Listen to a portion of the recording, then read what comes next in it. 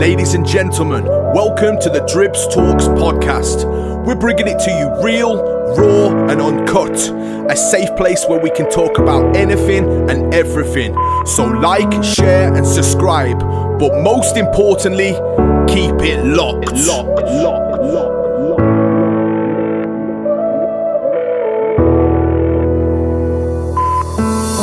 Everything's gonna be just fine. Everything's gonna be okay. Just take one step at a time. That's what the leaflets say. This is Nicky Blackmarket. You're in tune to the Dribbz Talks podcast. Keep it locked. Yes, guys, welcome back to another episode of Dribbz Talks, the podcast where we look at society's most influential figures, bring them into the hot seat to learn of their stories and explain their journey through life. And with this, I bring you a man today who I've had the pleasure of sharing stages with on and off for about 15 years or more now. He's known as Shrewsbury's most fun-loving MC. His name's Martin Kerr, or better known in the scene as MC Slimify. Welcome to the show, bro. Hey man, how's it going? Mate, if these listeners knew what technical bloody difficulties me and you have had getting this up and running, but I knew there was a reason why I was friends with you, mate. You got it sorted for me. Well, you know, I've got to be good for something, right? You're a man of many talents, so if you need any technical support with computers, Slims is your man. Now, let's get straight into it, mate. Now, for the benefit of my listeners, can you give them a quick introduction of who you are and where you're originally from? Yeah, sure. I am Slimify, which is, you know, spelt stupidly because I wrote the name down 15 years ago and then didn't think about how other people would read it. I am an MC, more recently as well a DJ. Some of you may know me in my sort of past years in like bands and stuff. But yeah, most people will know me for being a drum and bass MC. And just the sort of, basically, if you've been to a rave in the Midlands in the last like 15 years and you saw like a really overweight guy that was being really goofy, that's probably me. Is that it, is it? Basically. Summed up, yeah? Yeah, I'm Pac-Man with bars. Hey, come on. Now, for the benefit of my listeners, now, I like to jump straight in with everything that you've been up to because, you know, there is a lot of exciting things, but with so many of my podcasts now, I like to take things way back to the very start. So, did you grow up in a musical household? Kind of. So, this is the bit where like a lot of people, when they get asked, get to go like, oh, well, my dad was a member of the Rolling Stones or something like that. You know, that definitely wasn't the case for me. But like, music was always very important in my household. Like, there was always a soundtrack to everything. Like, if we were like eating like Sunday dinner, there'd be music on. Like, you know, my parents were very keen to get me to try to express myself in like any way they could. So like when I was a kid, there is a in fact, I wonder if I can dig that out as like a throwback social media moment. There is an incredibly horrible video of me at about 7 years old. I'd love to see that. I'll see if I can find it. If I can, I will send it you, I promise. Come on. You know, when we were, right, so for those who don't know, me and Dribbz are both in our mid-30s. So we had these things called cassette tapes back in the day. And when I was a kid, you could buy one that was like a handle and then a cassette player in front of your hand and then a microphone on top. I remember it. Yeah, sick. So I had one of those, and there's an awful video of me somewhere trying to sing Michael Jackson's Man in the Mirror. It's every bit as cringe as you'd hope. Mate, that's one of my favourite Michael Jackson songs, you know. It's a banger. I ruin it, but it's a banger. It is, honestly, it's one of my favourite Michael Jackson songs. That one and the one when he was in Jackson 5, and I'm not going to attempt to sing it. No, go on, treat us. No. Raw and uncut, man. It says it on the table. Oh, we're going to leave it. We're going to leave it. Now, was there any particular person that you looked up to as a youth growing up? Just in general or in music? In general. My mum. Yeah? Yeah. My mum was an absolute sweetheart. She was everything that is right with the world. She would not judge anyone based on the colour of their skin, their gender, their creed, their sexuality, anything like that. Nothing mattered. I love that. Well, I've got an actual, I've got a certain section on your mom, so we're going to... Oh, okay, cool. We'll cut that one off there, but yeah, because I'm going to revisit that one. I've got quite an important section on that one. Okay. So, what kind of child was you growing up, Slims? Not too dissimilar to what I am now. I think I've reined it in a little bit and become a bit more of a rounded individual as I've got older. And that, for once, isn't a self-depreciating weight joke. Like, I was a very goofy kid, like very, very goofy kid. My dad always described, because I asked my dad this the other day. I was talking to my dad, and I was saying to him, like, what was I like as a kid? Was I like a handful? Was I like trouble or anything? And he was like, no, you were always very excitable, but you were never, like, naughty. But you were very, like, energetic. And I think that's kind of, you know, as me and you have spoke about off mic many, many times, both me and you, certified ADHDers, which means we have to go at 100 miles an hour. And I think, you know, looking back, that now makes a lot of sense. But when I was a kid, I was just, like, creative and expressive and stuff. And you know, like, I definitely think that you can still see a lot of that in me, especially if you catch me on stage. Absolutely. Did you have a favourite toy or a game as a youth? Street Fighter 2 Turbo on the SNES. What about the board games, mate? Come on. Board games. Oh, okay. When I was a kid, my favourite was a game called Frustration. It was a really simple game. So basically, that's it. Yeah. We like to call it popping up in Donington, mate. Cool. Thanks. So yeah, for those who don't know, there's a little dome in the middle, and it has like a little springy platform inside it, and you push it, and it would roll the dice for you. I never get bored of that sound. Click, click. Yeah, it's great. I love right? it, man. The dice pops up and that. Yeah. It was a 6 to get out. Yep, it was. You know the ones, mate. I remember that game. That was fantastic. That game was. Yeah. I loved Kaplunk as well, but it took Yeah. hours. Too much setup time.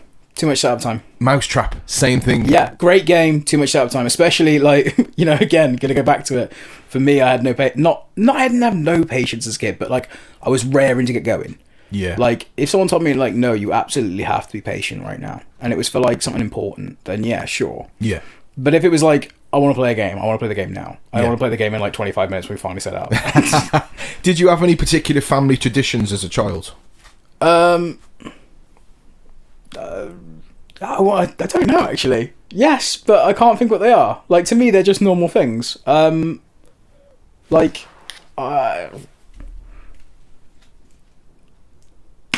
of them was probably like this. This isn't necessarily so much a family tradition. It's just one of those things that I remember as like a benchmark for the week. Something that we would always do.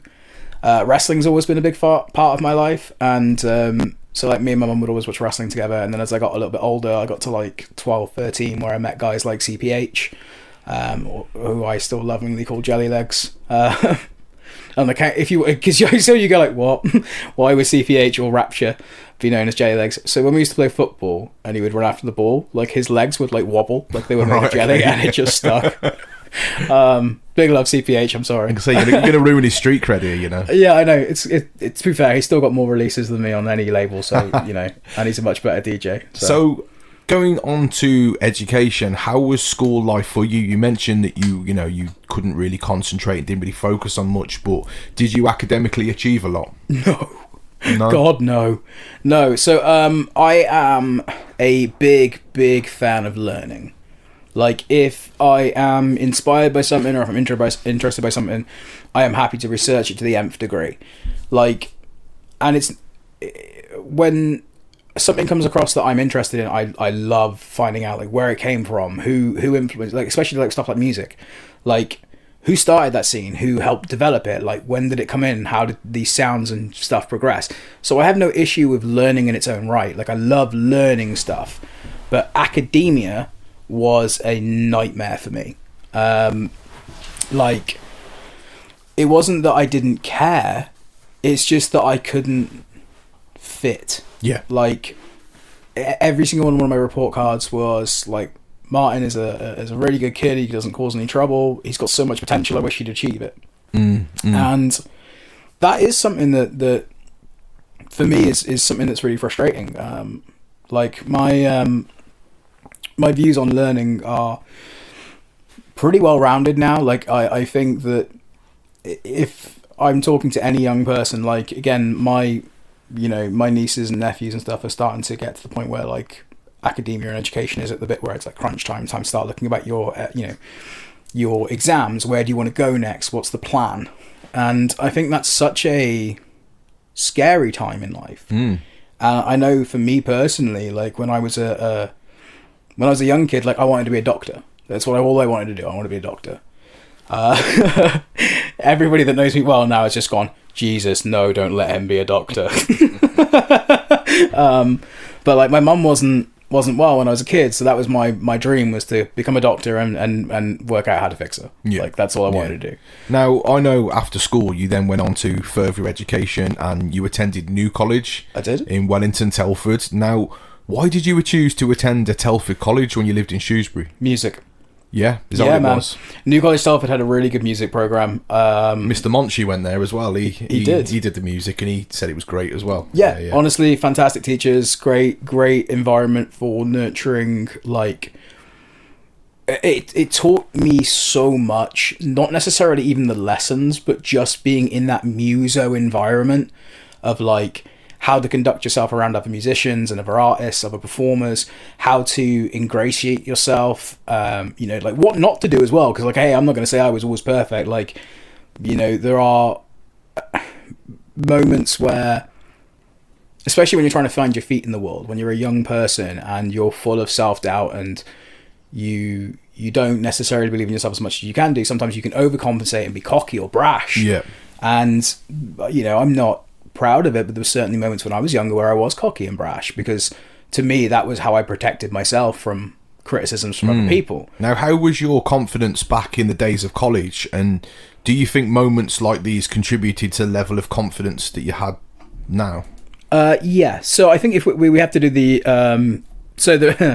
there are I'm trying to remember that not everybody knows that there was once a poorly quality recorded version of this episode. Again, it's very different actually, so if you are bored and you want to hear me and Dribbz talk even more, there is an original episode out there on just to kind of clear it up with the listeners that don't know, my first ever podcast episode, I guess, was with Slims, but the quality was a lot less. We had one mic that we were flipping between the two of us, but no, we're a lot better set up now. We're good to go. So yeah. So to sort of answer your question is, I have this thing where I have two, like, kind of like Bruce Wayne Batman, or I like to think Peter Parker Spider-Man, because Peter Parker is a bit of a goofball. He's very nerdy, not the most confident, whereas Spider-Man is. I have Martin and I have Slimify D. Martin will, I fear, always be a product of anxiety and depression. Not defined by it, but restricted by it in certain ways. If you ask Martin what he thinks about himself, then the answer is going to be quite negative. If you ask Slimify D, what does Slimify D think of Slimify D? That's a very different question. Is it manufactured? Is it not necessarily as solely felt as Martin feels the anxiety and depression? Yes. But when I put that foot on the stage and I become Slimify D, like, that guy is confident. Like, that guy is happy and isn't afraid to, like, do what I do come, rain or shine. That's exactly it, innit? So, moving on from performing in college with various bands and whatnot, at what point did you get your first taste of rave music? Was it a particular set that you listened to which had you gripped and wanting to know more about this weird and wonderful scene? Okay, so it's confession time. So, please don't take away my drum and bass membership card for this. He's having an ASMR drink of water as we speak, for the listeners that don't know. It's so hydrating. Right, so when I was a kid, I listened to happy hardcore. Calm down, it's okay.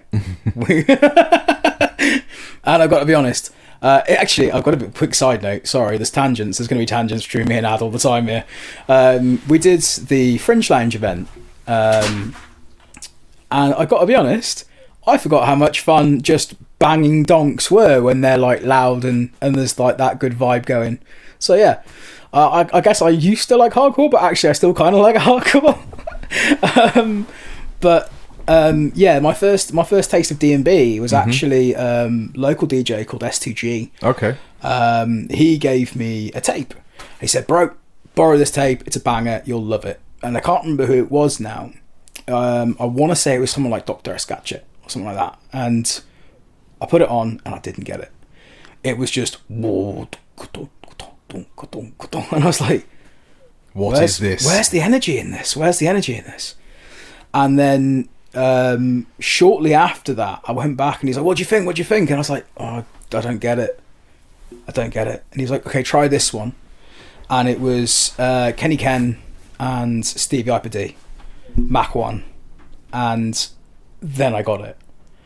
From like the word go, I understood, and suddenly I was like, okay, what is the style of music? Like, what is drum and bass? What is jungle? Like, how do I get involved in this? Like, how do I get more of it? And I remember walking into our local record store, which was Flip Records at the time, Shrewsbury. That's the one. And they'd known me for many sort of moons for digging through and like picking up happy hardcore records and stuff, because I was going to be a DJ, obviously. On my horrible belt driven Geminis that were just the worst thing that I've ever experienced in my life. I didn't have the patience to stick that out, and I suddenly came in and was like, please give me drum and bass.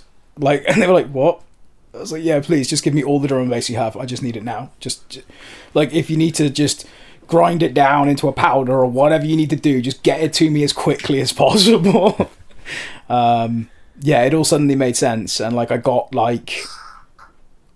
the fact that it was, as soon as I started to see the links between that and like the old acid house stuff, and like I was a big fan of like reggae and ska when I was a kid, and you realize that like reggae, ska, Jamaican sound system started to feed into like acid house, which then turned it into jungle. As soon as you start to build that picture, it just made sense. It's an absolute history lesson, isn't it? Yeah, absolutely. Do you know what I mean? You need to understand the roots. You really do, to appreciate this music. So, do you remember your first rave that you attended, and how did it feel to walk into that atmosphere? Yes, I do. It's weird actually, because you've just dropped the episode with Dark Fader today, literally as I was getting ready to come round. So I was actually listening to that, and it made me chuckle how many of Fader's answers were actually kind of similar to mine. In as much as that, like, I didn't really attend many raves, not as an artist. So sorry, I think the one that I remember attending, I don't even know if it was my first one, but the one I definitely remember attending and being like, wow, was there was I want to say it was Raveology. In fact, you'll know. I think you were on the lineup. Was it Raveology's 5th birthday bash? Was it? They had a hardcore and old school room downstairs. That was the one. Yeah, that was sound. So that was the first. That's the only one I really remember attending as just a raver. And I think very shortly after that, I met you, and I'd started MCing. That's right. So yes, there you go. That was my first as a non MC. What was your expectations going into that rave? I don't know. I guess because I'd seen like footage of stuff like Wigan Pier and like the old. So you kind of had an idea of what to expect then. Yeah, I expected dark rooms, lasers, and people dancing and having fun, and that's exactly what I got. Like, yeah. I didn't realize like how much, because again, prior to getting into like raves and rave music, again, like I said, I was a guitar, like a bass player, but so I've been to loads of metal shows and stuff, but with metal, you're like, at least the way I used to enjoy watching metal shows is I would get straight to the front and be on the barrier. So like I would see the bands, I'd want to watch those musicians play those instruments. So I didn't realize that 10 till 4 is a long time to be dancing, and I was kind of skint, so I was like, oh, it's fine, I'll just have a drink when I get home. So like I'd been dancing for I think about 4.5 hours, and I started to feel real woozy. And this really incredibly kind woman came up to me, and she was like, hey, are you okay? You look a little like flushed. And I was like, oh yeah, no, I think I'm okay. And she was like, have you taken anything? I was like, no, actually, I think I'm just a bit dehydrated. And she was like, well, we've got waters behind the decks. Do you want one? And I said, oh, yeah, that would be lovely, thank you. Turns out I was talking to the DJ Sai's partner, and she was such a sweetheart, and she said, like, introduced me to Sai and stuff, which for me is, again, like I said, a happy hardcore kid when I was growing up was like a massive thing for me. But yeah, like that was my first sort of experience of it. You know, people were really kind. It's them things that you don't forget either, do you? No. You know what I mean? Them little generosity things, they kind of stick in your mind, don't they? There is certain things that happen in raves and stuff, and you know, when you engage with people and you have a positive engagement, you tend not to forget them things. Yeah, absolutely. And I think that's one of the things that I try and carry forward with, like, when I'm doing shows myself, like, is that those little moments of kindness, those little gestures mean a lot, and they'll stick with people. Absolutely. So moving on from your first rave, we're going to talk about the first time you got a drum and bass booking. So get your thinking cap on with this one. No, I can tell you. How did you land your first D&B gig? I can tell you that too. Okay, so are we saying first official real show, or are we including free parties here? Including the free parties, man. Okay, so the free party scene, an acquaintance of mine was quite well versed in it, and it had been sort of, I'd basically realised that there was no way I was going to be a DJ, but I'd always liked lyrics, I'd always liked hip hop, and I never quite found my feet as, like, the idea of the hardcore MC. Okay. For some reason, I just could not get that sound to sound right if I was doing it. Like, I always sounded a bit too much like I was on the waltzers. Most of the hardcore MCs sound like they're on the waltzers. Nah, Apologies to MC Lively there, but I was going to say, there's an art to it, man. He'll be stringing me by the neck, Lively will, but yeah. Also, big up Lively. Yeah, absolutely, mate. What an absolute legend, and what a pleasure to have him on. I've got Vibes coming on soon as well, so I'm Sweet. massively looking forward to that one as well. Man, I wish I could dig out my old tape packs and be like, could you just get him to sign this? Absolutely, mate. If you can fucking find them, I'll get him to sign them, mate. I can't, sadly. I know I can't. Never mind. I know they're gone. Never mind. But, yeah, so, like, I'd started to sort of step into trying to do a bit of drum and bass emceeing, only as, like, a playful thing, again, with CPH. CPH was finding his feet as a DJ really, really well. Like, you know, like when you both start out at something at the same time. So me and him started out, like, he wanted to learn guitar, I wanted to learn bass. And it resonated with me, and I started to play bass quite well. Right. And I'm sure he won't mind me saying this, I'm sorry, CPH, I love you, did not take to the guitar particularly well. And then we had the exact flip reverse, because we both got decks, and he took to it like a duck to water. Like, he was just in there, he just understood it, it made sense to him. You know, obviously he put a bunch of work in as well. It wasn't just like he just walked up to it and pressed play and suddenly everything was like a perfect. If only, mate, if only. I think we'd all be a DJ if not. Yeah, well, it's fine, we can, you know. Did you prepare bars when you went into these raves, or were you looking to just freestyle? No, I didn't. I to be honest, I can tell you the only lyric I've ever sat down and wrote, if you'd like. Go for it. Which is, we don't use no pens, we don't use no pencils, we don't fix the mould, we don't fit the stencil. We do this to make the people go rental. It's a big smile sound, it's pure dental. Yeah. That set of bars. Yeah. Is the only set of bars I've ever actually sat with a pen and pencil and wrote. Wow. And the rest of them you just kind of freestyled and then used. Yeah. Do you know the beautiful irony of that is the only one I ever actually wrote with a pen and pencil is the one where I say, we don't use no pens, we don't use no pencils. It is a bit, yeah, there's definitely a bit of irony in there. What was the energy like when you first performed at a rave? Was it everything you expected it to be? So free party, no.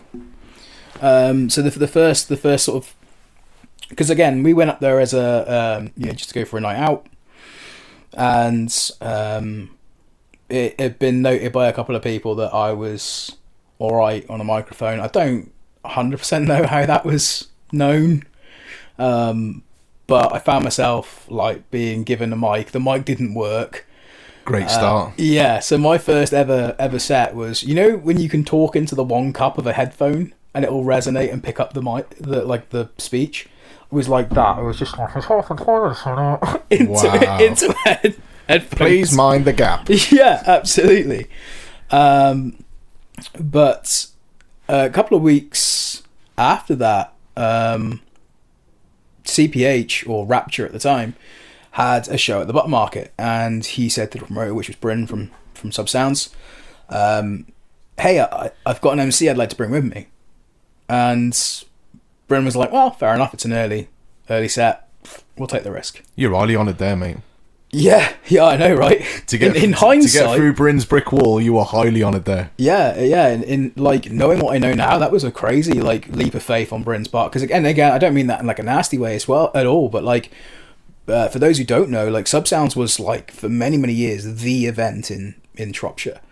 And you only get that, like, again, I'm sure like Paul North now, you know, like Paul North wouldn't just let somebody jump on a mic because you've got a brand to protect. Like, and I remember, like, with Sub Sounds, it was the Spectrum one with the Ragga Twins, Andy C, Sub Focus. That was a bag of night. Crazy lineup, yeah, the Ragga Twins, and Monchi was on that lineup, and obviously me and Monchi were still doing our thing together, and Monchi obviously got on that lineup, and I was a bit miffed that I wasn't on it, but I thought I'll attend it anyway, and I went obviously and had a bit of a dance and stuff, and Bryn come up to me at the end, and Bryn was like, I did that as a test, and I'm like, you did what as a test, Bryn? And he's like, I wanted to see if you'd still show support even though you wasn't booked. Congratulations, you know, we'd now like you forthcoming on the rest of the events, and yeah. Oh man, what a weird, that's an unfortunate test, especially like, because for example, like, I mean this in the nicest possible way. I've slowed down my bookings a little bit this year, like, because, you know, as we know, last year was like every weekend.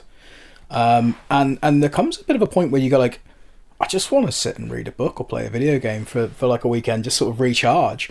And like, what happens if your money hadn't gone that far, or like you were having a tough month, or like, you know, it might have sent the completely wrong message, even though you would have loved to have been there to support. No, it's right. It's right. Was there any other MCs that were doing the circuit when you started that you looked to for inspiration? You.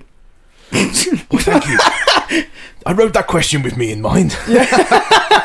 I'm joking. No, joking apart, it was you and Phil at Monchi.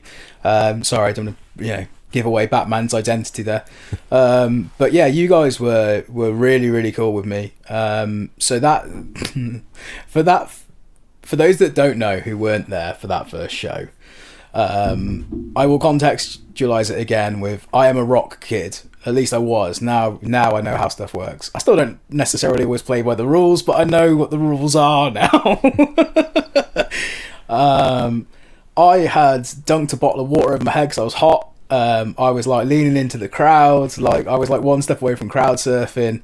All this sort of dumb stuff that I picked up. Like, I was standing on the guardrail at one point. Like, because to me, like, that unpredictability, that sort of punk metal like feeling is one of the things that I love about a show. I love the unpredictability, which I think I still maintain now, but obviously it's in a much more contained way than it was when I was younger. And I remember you coming up to me after the show and saying, hey man, just to let you know, you've actually got some really cool bars. These are some pointers I give you.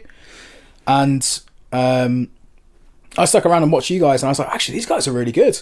And as it turns out, you know, at the time I didn't know if I'd ever see you guys again. Didn't know anything about you. Didn't know if you were local. Didn't know if you were, you know, London's finest, or if you were just down the road.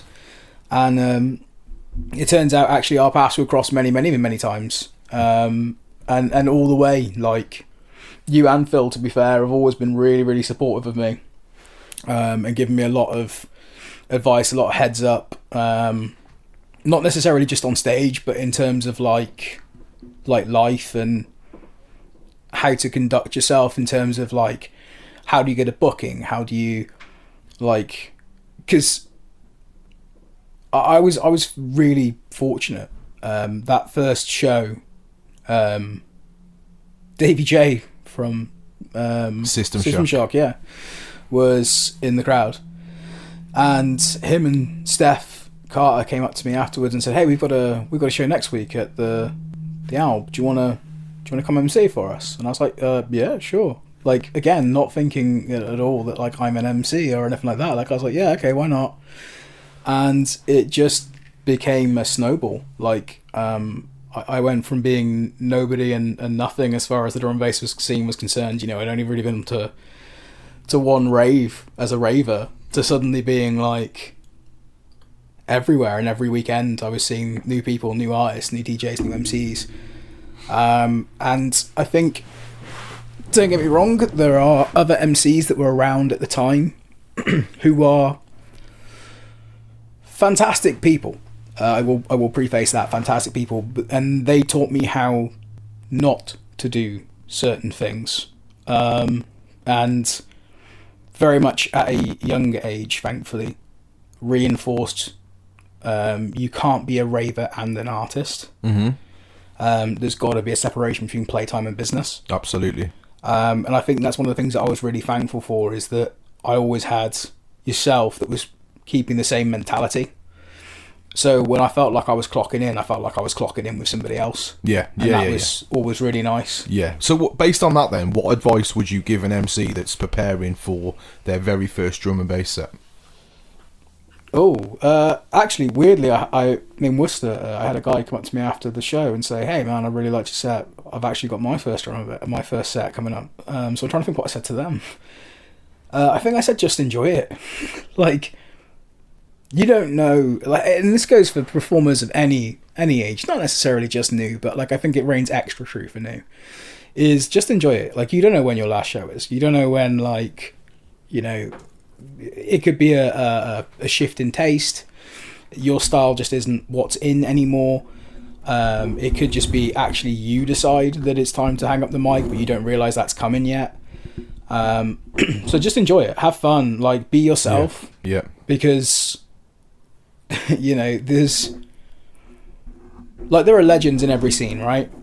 And it's okay to take influence from that, but don't be a carbon copy of the people who are at the top, because they're at the top because they do it the best. Yeah, you've got to craft your own style. You really, really have. That's so important. So from this then, you then, alongside the great DJ Wangy, began hosting your own events called Mass Effect. So why the name Mass Effect, Slims? What did it represent in the D&B world?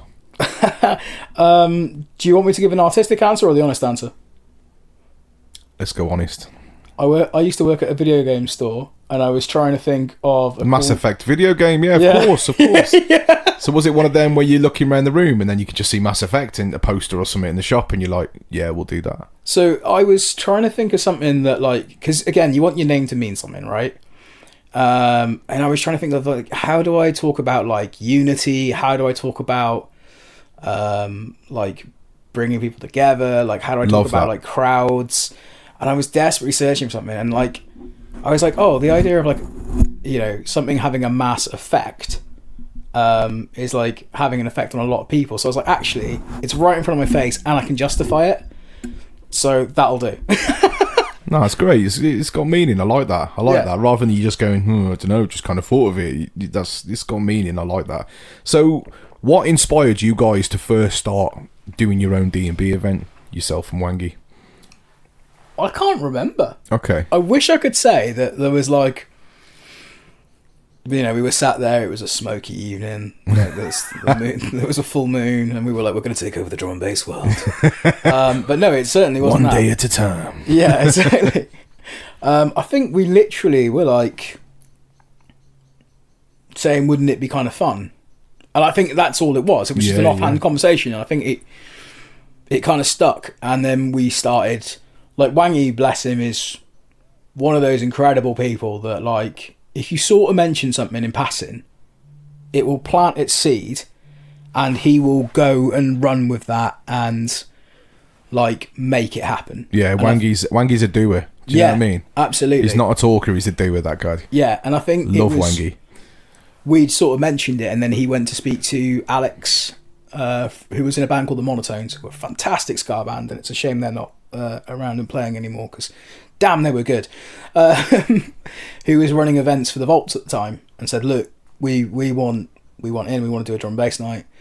And I think it just kind of went from there. Yeah. And originally we didn't have the name, it was just Mass Effect and Guerrilla Gigs presents Drum and Bass Night. And then eventually they realised that the brand had some legs, so off it went. It started running. How did you go about picking up your DJs and MCs for the lineup?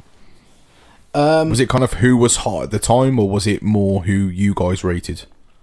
Yeah and no. Like, so don't get me wrong, like, I won't book somebody, I mean, even till today with Revolution, I won't book somebody just because they're hot. Like, I know that's technically a really dumb thing for a promoter to say, but luckily I'm not a big stakes businessman. For me, like, it's about those that have passion and those that do something interesting and like cultivate the same mindset that I want to see. And I think we were very lucky back in the days of Mass Effect that we kind of had free reign to choose who we wanted to. Like, Alex and the Vaults never turned to us and said, "Oh, here's your list of artists you've got to work with." So we were pretty much free to go, okay, who are talented, who embodies what we believe, let's go from there. Yeah, that's dead important, isn't it? You know, I know that you had many different artists pass through these events. Can you think of a particular moment or memorable experience in the Mass Effect days, Slims? I think probably the first one is the one that I think is the most memorable. It's got to be Shy. Yeah. Shy Effect. I want to say Stamina MC. Could have been SP MC. I mentioned this on the last podcast, and I'm going to mention it again. Yeah, it was a memorable experience for me. I didn't get booked for that one, but I came to it, and I just remember there was people hanging off the fucking ceilings. Do you know what I mean? They were holding onto sides, and it was too busy for that venue. Yeah, absolutely. Do you know what I mean? So we put out that flyer and we got met with a lot of resistance. Because again, for those who don't know, hey, even you young'uns now that are in the scene and you're playing and smashing these great gigs and stuff, no one believes me when I say that the Vaults used to be one of the hottest venues in Shrewsbury. Like, no one believes it. Because why would you? You walk past it now and it's one man's dog. And that's cool. Like, that's how they want to run the business. It's the type of venue now that people go to for pre-drinks before they go on to somewhere else. They don't go there for their designated night out. Do you know what I mean? That's what I see anyway. Yeah, very much that. And, like, don't get me wrong. Like, I know that the venue is, you know, the owner has different priorities, and that's completely cool. Like, this isn't said in any way nasty way at all. But, like, what it was then to what it is now is very different. Is all I'm saying.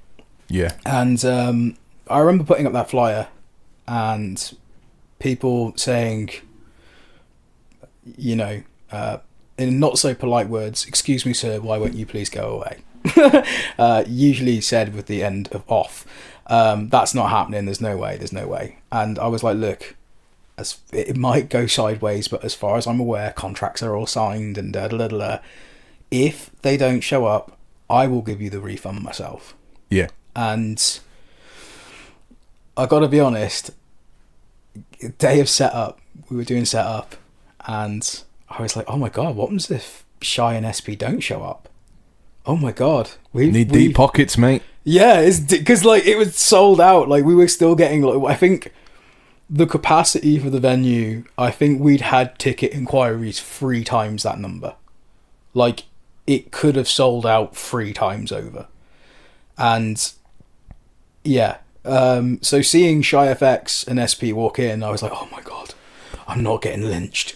The thing is, like, when you booked them, it couldn't have been at a better time, really, because Shy FX, although, you know, yes, still very, very cemented into the scene and does lots with Maverick Sabre and etc. But yeah, man, at that time, you know, when he dropped is it Diary of a Soundboy? Digital Soundboy, yeah. Digital Soundboy, and, like, you know, Feelings had come out, and Feelings was everywhere, and, you know, yeah, it was the right time to have booked him, is what I'm trying to say, you know. 100%. On the run and all that kind of stuff. Like, yeah, people that know Shy FX know that kind of era that you booked him was golden era for Shy FX. So it was, the stars aligned on that night, bro. Yeah. For sure. Now, with these podcasts, Slims, as well as talking about all the light-hearted and fun topics, I also like to dig a little deeper and cover personal and sentimental topics. Now, I'm aware that while hosting these Mass Effects, or more towards the end, you went through a very dark point in your life, and that was losing your lovely mom. Can I ask how old you were when she passed? Yeah, I would have been, I think, 26, 27. So she passed away in 2016, so what would that be? 28. Yeah? Yeah. Tell me a little bit about her, bro. Who she was and what made her so special. So kind of, as I mentioned before, like, I know we stopped, but like the bit that I was going to say is that I think the things that stuck with me about her were that everybody was a person in their own right and deserved to be respected. Again, like I said, race, creed, colour, gender, sexuality, all the stuff, like, was not anything to ever judge or exclude somebody. She was always a person who focused on being kind. And she had a saying, which is, she would rather be a doormat 1,000 times than a prick once. And I think that's something that very much stuck with me, of like, if you can help somebody, like, you should. And if it doesn't go the way you hope, then that's okay. At least you can say that you did the best you could. She was a big advocate for, like, if you can't give to all, don't give to one, and things like that. So, like, for a very, very early age, she taught me that the door on your house is open, the kettle is always on, and that is how you run your house. Because, like, that moment where someone's having a rough day, or having a moment where they're having a crisis, the fact that they know that door is open and that kettle is on might be the things that help. Yeah, definitely. I agree with that. What are some of the little things that she did that stick with you now? You know, for example, I don't know, her laugh, or a phrase that she would always say. Definitely her laugh. Yeah? Definitely her laugh. She was every bit as weird and as wonderful as I am. The thing that always sticks with me that she says, because there's a lot of times, especially when someone isn't around anymore, where you go like, oh, what would they have said to me? What would they do? Like, right, what would their advice be right now? And my mum always had this thing, and it always meant that she actually had no idea what to say, but she was trying to be helpful. But it always stuck with me, which was just keep your pecker up. Yeah. So, like, that sometimes if I'm feeling low, or I'm feeling stressed, or I'm having a day where I'm like, losing my mind a little bit, I'm like, just keep your pecker up, it's fine. Can you walk us through the moment or the time in your life that you lost her? Yeah. So I was actually sat playing games with my friend John, and for those of you who don't know my mum's medical background, she was always fairly unwell, which meant she was kind of in and out of hospital quite a lot. And to the point of where, like, not that you didn't care, but if you heard the words, oh, your mum's in hospital, like most people, who thankfully, touch wood, most people's mums usually pretty healthy, you hear that sentence, that's usually quite a big reason to panic. Whereas to me, that's like, okay, she's in hospital, fair enough, I'll make my way down there in a sec. Like, it wasn't a panic rush anymore. Like, it become sort of like, not routine, I don't want to say routine, but like familiar enough that it didn't give you that jolt of panic. Yeah. And so when my phone rang, and it was my little sister, not my actual little sister, but like someone who's close enough to me to be my little sister, rang me, and she was like, you need to get over here. And I was like, yeah, I'll be there in a sec. And she's like, no, I'm serious, you need to get in now. And because I heard that tone in her voice, I was like, whoa, that doesn't sound normal. So we got up and we rushed over to the house, and she was being brought out on a stretcher, and I knew the second I looked at that stretcher that this was not the same. Like, I knew that by the end of the night I was going to say goodbye to her. And we got there, followed the ambulance down. There's no sirens, so already I'm going, okay, I know what this is now. The lights are flashing, but there's no sirens, there's no 100-mile-an-hour chase the van. And all I could think was looking at my old man, thinking, I'm going to have to explain this to him at some point. And my ex-wife was a wedding photographer. I don't actually know if she still is now, but if she is, she's incredibly talented. You should go hire her. She's fantastic. But she was at a wedding, and I just remember thinking, like, oh God, I'm going to have to call her as well. And the hardest part of the night was sitting with my dad and having the doctor try and explain, like, look, we've tried to do everything we can, and I think if we get Diane back now, it's not going to be the Diane you remember. Mm-hmm. And they were trying to say it quite delicately. And I remember thinking, he's not going to hear this. It's going to bounce right off him. Not because he doesn't, like, you know, there's like the two levels of understanding. There's like, I understand what the words mean, but at the moment right now, I can't understand what you're saying to me. Yeah. And just looking at my dad and having to say to him, like, look, dude, what they're saying is that if we keep pushing for this now, you're not getting your wife back. You're getting a body that's awake. And that's all you're getting. They're asking our permission to sort of let her go now. And is that where you kind of go back to your... Because I guess everyone would do this, you know, like you'd go back to, would she want this? Or would she just want to be let go? Do you know what I mean? Would she want this body where she's not able to do anything? Or, you know what I mean? You go back to that, don't you, I guess? And what would she want? I think me and my mum have... I mean, I can't chat with her now, obviously. But I'm going to speculate on her behalf. One of my big fears is... I'm going to paint a picture for you now. I did this in the last podcast, actually. I'm doing it in different contexts. But if you don't know what I look like, obviously, there's going to be a thumbnail to the podcast. But yeah, but the thumbnail is going to be a super cool thumbnail, mate. Yeah, it's just going to be me absolutely jacked. This isn't you getting out of the shower with your pants on, like, you know. No, that's a specialist website. That's a spicy account. So, I am a very large, goofy-looking gentleman. I've got a big ginger beard. I wear glasses. I am not, like, don't get me wrong, you know, I'm not hideous, but I'm certainly not up there with your Tom Hardys and your Jason Momoas. Let's just be fairly honest. Now, one thing that I do have that I really, really value, you know, I have no athletic prowess. I'm not particularly good looking, in my opinion, before my fiance tries to smother me in my sleep. I was going to say, she'd say different, mate. Come on. But one thing I do like, for the most part, you know, I admit I have flaws, but one thing I do like for the most part is my personality. I think I'm quite quick-witted. I think I can be quite funny.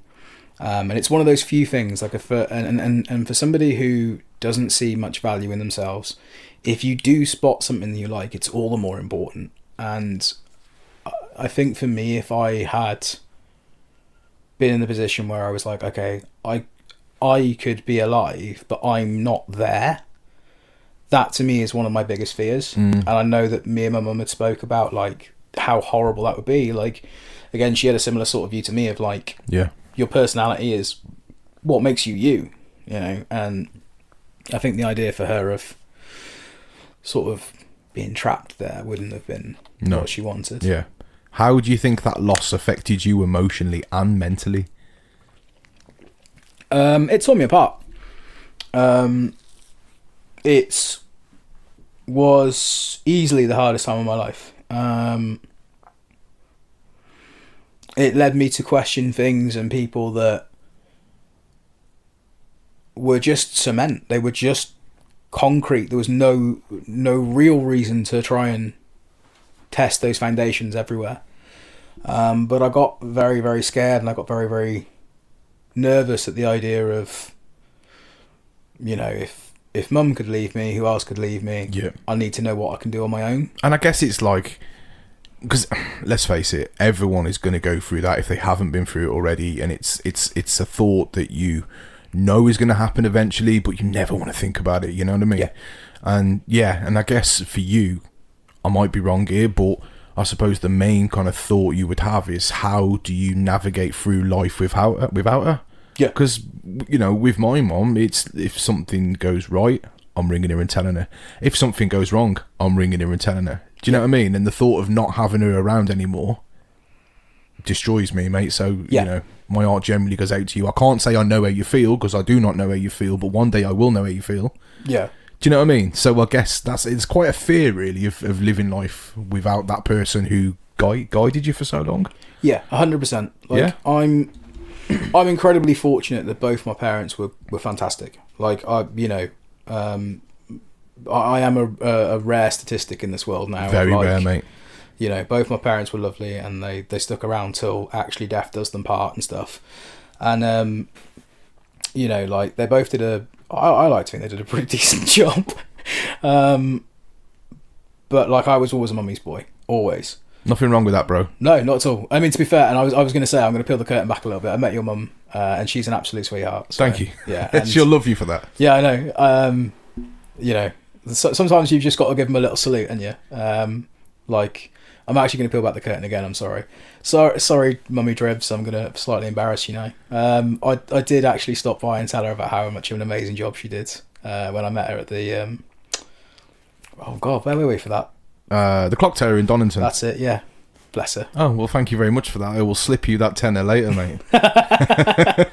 Are there any things that make you feel connected to your mom now? Any pieces of music or any particular places? Yes and no.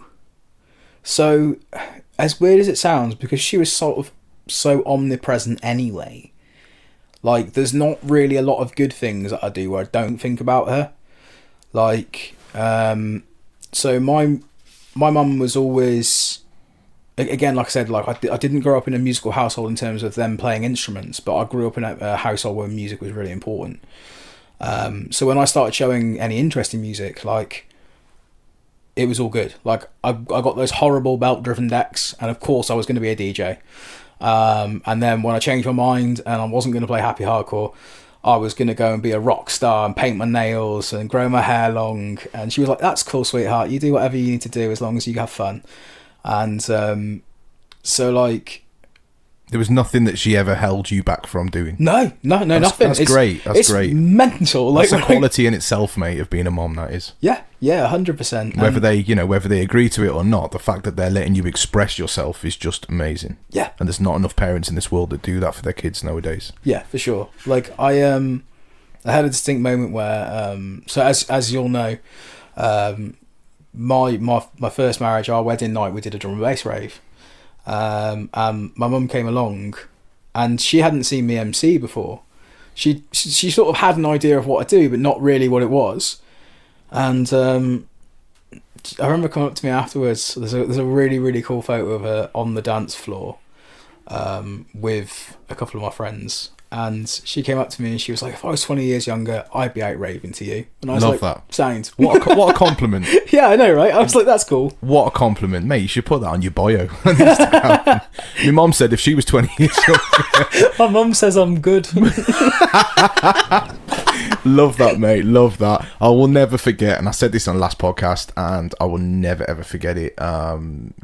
The night of, your wedding do in the evening, and the drum and bass, you asked me to come down and perform, which was an honour in itself. And I remember standing on that little tiny Mass Effect stage that we had and looking out, and I believe it was your nan was there. Yep. And your mom, and they were linking arms going through the dance floor, and your nan just kind of, she was shuffling along and she kind of just stopped halfway and just looked at us all, and there's us just at the mic and all that, and I just thought, what must that woman be thinking? Well, she apparently really enjoyed the music, but she was quite stern about swearing. Now, as you know, I try to be quite polite on stage. I don't tend to drop too many F-bombs or anything like that. But for some reason, the simple fact that my nan was there meant that some sort of naughty kid switch just went did it off. even more. I just couldn't help myself. I was like, effing this, let's effing go. Oh no. And she was like, just shaking her head. And I was like, sorry, nan. To the point of where I distinctly remember dropping an F-bomb and the dance floor being like, sorry, nan. I love that. I love that. And finally then, if your mom was here now, what would you want her to know? That she did phenomenal work in a world that is insanely terrifying. She was somebody that could underpin and promote optimism in the face of it all. And the fact that, you're happy now. You've got your lifelong partner of Jodie and stuff, you know what I mean? I'm sure that was all she wanted for her boy as well. And, to see you second time around, might I add, but, it's better than anything, isn't it? And like to see you happy now, bro, like, and you know, you've got Jodie and you're both connected, and you can see how much she fucking adores you, man, just by the way she looks at you and stuff, you know. And I'm sure that's not all the time. Most of the time she probably wants to kill you or wring your neck or something, but yeah, I love Jodie, and I think you two are very, very well suited. Thank you. So with these podcasts now, I like to touch on so many different areas, but we'll move on from your lovely mom now. But I just thought it would be nice to talk about her, as I know that she was a loving figure in your life, and I know that you hold her very close in your heart, so it was only right to give her a mention. Now, with regards to the MC, and then, bro, you're very well known for being our fun-loving MC on that mic, and you're never too far away from lyrics of gaming, inclusivity, and stating that you're soft like Lenore. Now, firstly, did you ever gain a sponsorship with Lenore? And if so, do your clothes regularly smell fresh? Okay, so no, I don't have a sponsorship. I'm disappointed. I'm also a little bit disappointed. I did have somebody at Workhouse Festival last year do a fabric softener check on me. They were like, they stopped when I dropped the lyric, and they were like, sort of waved me over, and I was like, "Hi, you're right." She's like, "I need to check if you actually smell nice now. I need to see what your fabric softener smells like." And she said it was verified Lenore. Okay. I've got a confession to make. It wasn't. It wasn't. It was just Aldi's non-bio. Like, dear. I mean, it's very good for those who are looking to save a few quid. I'm not sponsored by Aldi either, but, you know, it does its job. Don't tell me that you spit real lyrics when you're not even washing your clothes with Lenore, bro. Come on. Mate, do you think every rapper has 50 cars? No chance. It's much smaller stakes. I just claim I use a nicer fabric softener. Absolutely. And secondly, what made you choose Lenore? The brand Lenore of all things. Were you doing the laundry that day when you were writing them lyrics, or what? No, it just rhymed. Okay. That was basically it. It like, I was trying to think of things that were soft, and I was like, oh, okay, so like soft wash sheets are nice. I think I literally was getting into bed, and I was like, oh man, fresh bedding, oh lovely.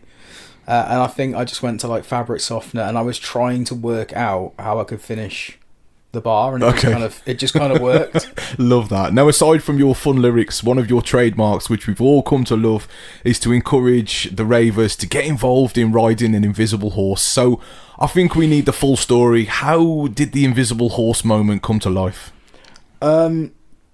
Slowly. I think it majority came from I'm not a very good dancer. So if you can't dance very well anyway, I used to do a thing where like I'm trying to think how you say this on a podcast. So like, if you imagine your dad dancing and you've got the kind of arms backwards and forwards pumping. For those of you who can't see me, if you were to take your arms as if you were trying to do like a big bicep pose, but then bring them to the front of you and sort of like bob them backwards and forwards, that's kind of dad dancing, yeah? But we're not alternating the fists, they're going at the same time. Yeah. This is amazing audio quality content, isn't it? So I realised that I would do that quite a lot, because I'd be trying to, again, I'm a larger guy, so I'd be trying to save some of my breath and my energy to do the next set of bars. And I realised that it's quite a silly dance. And at one point, I think someone tried to talk to me at Mass Effect at the same time as I was doing it. And I realised that I squatted down to talk to them, and I suddenly looked like this sort of invisible jockey. Hi, best jockey. We're in Telford now. Hey. There we go.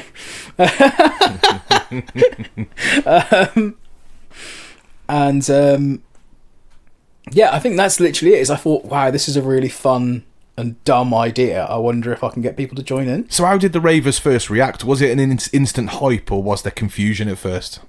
I mean, I can verify for like, you know, many years now. It doesn't matter how many times I do it, it's always initially met with utter confusion. And there's always one person, I will pre-warn you of this, if you haven't come to a Slimify show when I've done this, because I don't do it every show, I try and pick my moment to make it something special. If you think you're really cool, if you're the big strapping dude in the middle of the dance floor, that has got the face like, don't you dare, I'm not doing this. Guess who I'm talking to? Like, if you want me to not talk to you, just do it a little bit and I'm going to ignore you. Like, so I'm going to be like, okay, they're doing their best, that's fine. It's like the one person that stands up at the comedian shows, isn't it? Yeah, absolutely. You're having it. Do you know what I mean? Yeah. You become my, like, oh God, if I could just get them to do it. Yeah, Like- it's a challenge, isn't it? Have you ever had a moment where you've locked eyes with someone that's fully committed to riding that invisible horse? Yes. Yeah. I've actually got a few people now that are really keen on the horse riding. Because again, I have this big sort of thing about not necessarily believing in myself as much as I should do. And when I'm on that stage, I don't feel that as much. There are still moments where I go like, dude, are you serious? Like, and every time I go to do it, I feel my heart jump into my chest. Because it is the unknown, especially. It's risky, mate. It's well risky. It's risky from one MC to another. It's risky business. Yeah, man. But you do it. Yeah. Risky or not, you fucking do it, mate. So, you know. Yeah. What else is on the table? That's what I want to know. Well, what else have we got lined up? Well, I don't know. It's get your brain racking there, mate. Yeah. Well, this is the thing. I want to be able to. It's a tough balancing act, isn't it? I think a lot of people hear the horse riding stuff and they can think I'm a little bit too ha and forget the fact that I actually can bar. There you go, that's a lyric that's going in the next. And bar. There you go, there's the lyric that's fit and worked on when I get home later. Love that. And it is a tough balancing act because you want to, like, I want to break the sort of screw face stigma. Like, I want people to be able to relax, and like sometimes our scene can be a little bit sort of stonewall. It Absolutely. can be, not always, and don't get me wrong, most people go out for a night out to have fun, but there is definitely a sort of a fear of being seen as daft sometimes. Definitely. So then moments when the crowds will take part with you and gallop on that drop of a beat. What do you think that says about rave culture and how people are open to a vibe these days? I think it's awesome. Yeah, it's come a long way, hasn't it? Yeah, I think the answer I gave, because we spoke about this last time, I think the answer that I gave last time still reigns true for me. There are so many moments in your day-to-day life, Monday to Friday, if you're working office or whatever, or whatever you do for a living, doesn't matter if you're in an office, an astronaut, collecting bins, whatever it is you do, you're not allowed to have fun in those moments. You are told that you are a teacher, a doctor, a data analyst, whatever it is you are told that is what you are on those contracted working hours. You are obligated to be that thing. And for me, I can't stand that. I can't stand it. Like, don't get me wrong, I'm very thankful I have a job. I try my best at my job while I'm there. But as somebody with their mind that works the way I do, I want to have fun. I want to do silly things. I want to be daft. Yeah. And if I can give somebody that, even if it's just for 30 seconds while we all pretend to ride a horse, that's beautiful. Yeah, 100%. Now, regarding the invisible horse, because we are on that topic, if this horse had a name, what would it be? Well, I mean, it's down to the individual, isn't it? I suppose so. Yeah, so what would... I mean, I've seen you do an invisible horse. What's your invisible horse called? Once or twice I might have pulled it out the bag, Mate, you've got a really great way of firing these questions back at me, haven't you? Welcome to the Slimify Talks podcast. My guest this week is... As I melt into my chair. Nah, fuck you, man. I've been on the Shrewsbury Biscuit last week. I'll have you, mate. I'll have you. So, all right, let's move on. I've got a cheeky way of avoiding the answer as well. Do you want to know what it would be? Go on. Balboa. Okay, why Barbaya? My little Italian stallion. Like it. Yeah. Like it. There we go. What's your advice to MCs trying to come up with memorable lines such as them? Don't make them too complicated. Like, that is the number one bit of advice I can give you. You have to remember, and this is not an insult at all, right? If you took 100% of ravers at 12 o'clock on a Monday afternoon and said, this is what I'm going to say, please repeat it, 100% of them will repeat it because they are not in weekend party mode. Now, when you take somebody and you ply them full of party, whatever their version of partying is, it is a natural byproduct that their ability to recall complex lyrics is going to drop considerably. Yeah, definitely. So, like, you might have the coolest, like, most technically proficient bar in the world, but if you're trying to get people to do something too complex, it's not going to work. So, for example, if I go boom, boom, boom, everybody knows. Boom selector. Exactly. And it doesn't matter if you're 1 drink in or 10 drinks in, you know how to respond. Da-da-da-da-da-da. Again, doesn't matter which one you pick, there is an illicit, fast response that comes not only from your head, but your heart. You know it because it's simple, it's easy to recall, and it's fun. Mm-hmm. So, for example, again, I'm a very polite boy. I like not swearing too much on stage. But if a drop comes in and I say, this one's heavy like a 10-ton truck, we don't give a damn, we don't give a...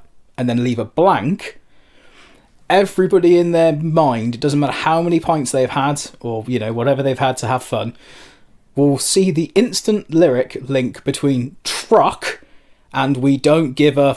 Yeah. And there is a really fun feeling in having the crowd, like, because sometimes because I do that twice, and on the first dip you get a few people to go, oh, I've got it, and on the second time round everyone's got it. Yeah, exactly that. Have you got any other slept on lines that you've dropped that you feel need more love?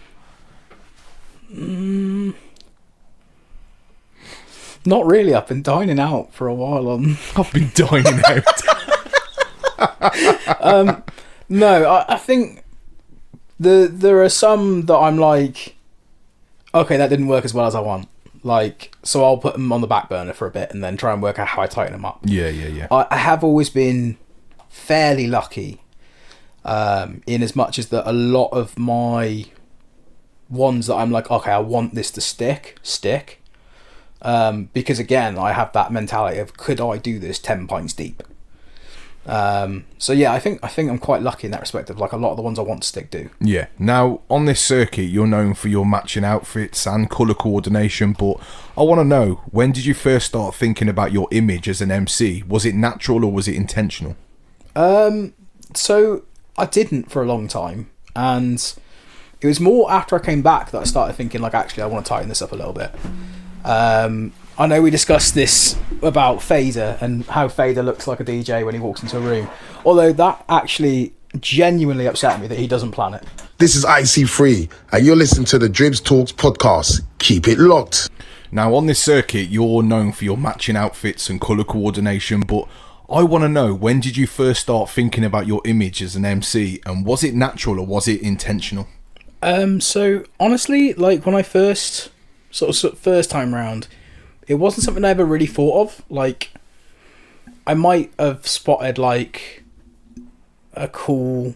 I might have, like, spotted a cool t-shirt or a cool hat and gone, like, actually I want to wear that. Like, but it wasn't something I ever specifically went, like, okay, I'm gonna go out my way to do, until sort of later on I started, like, sort of spotting different things that I was like, oh, actually that works with that. And then when I kind of came back a couple of years ago, I'd had a bit more time on the clock, so I sort of knew how to dress a bit better.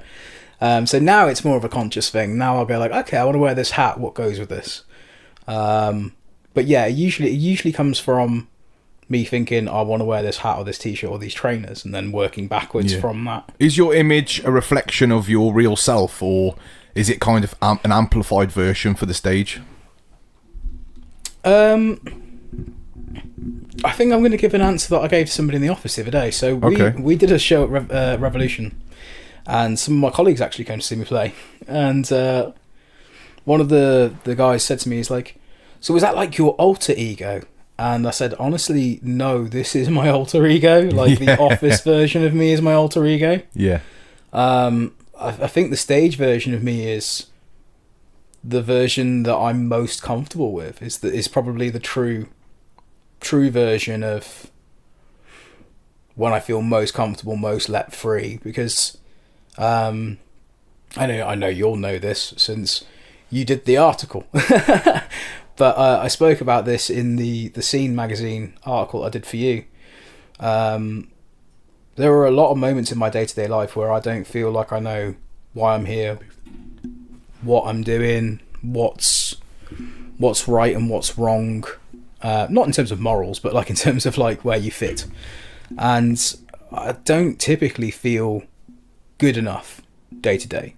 Whereas when I'm on stage, that's the time I get to breathe. I feel like I fit. I feel like I belong. I feel like I can generate good things. Yeah, 100%. In that hour. And so yeah, like it's not necessarily a amped up version.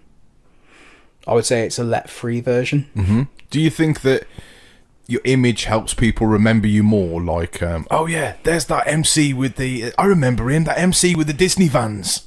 You know, for example, or something like that.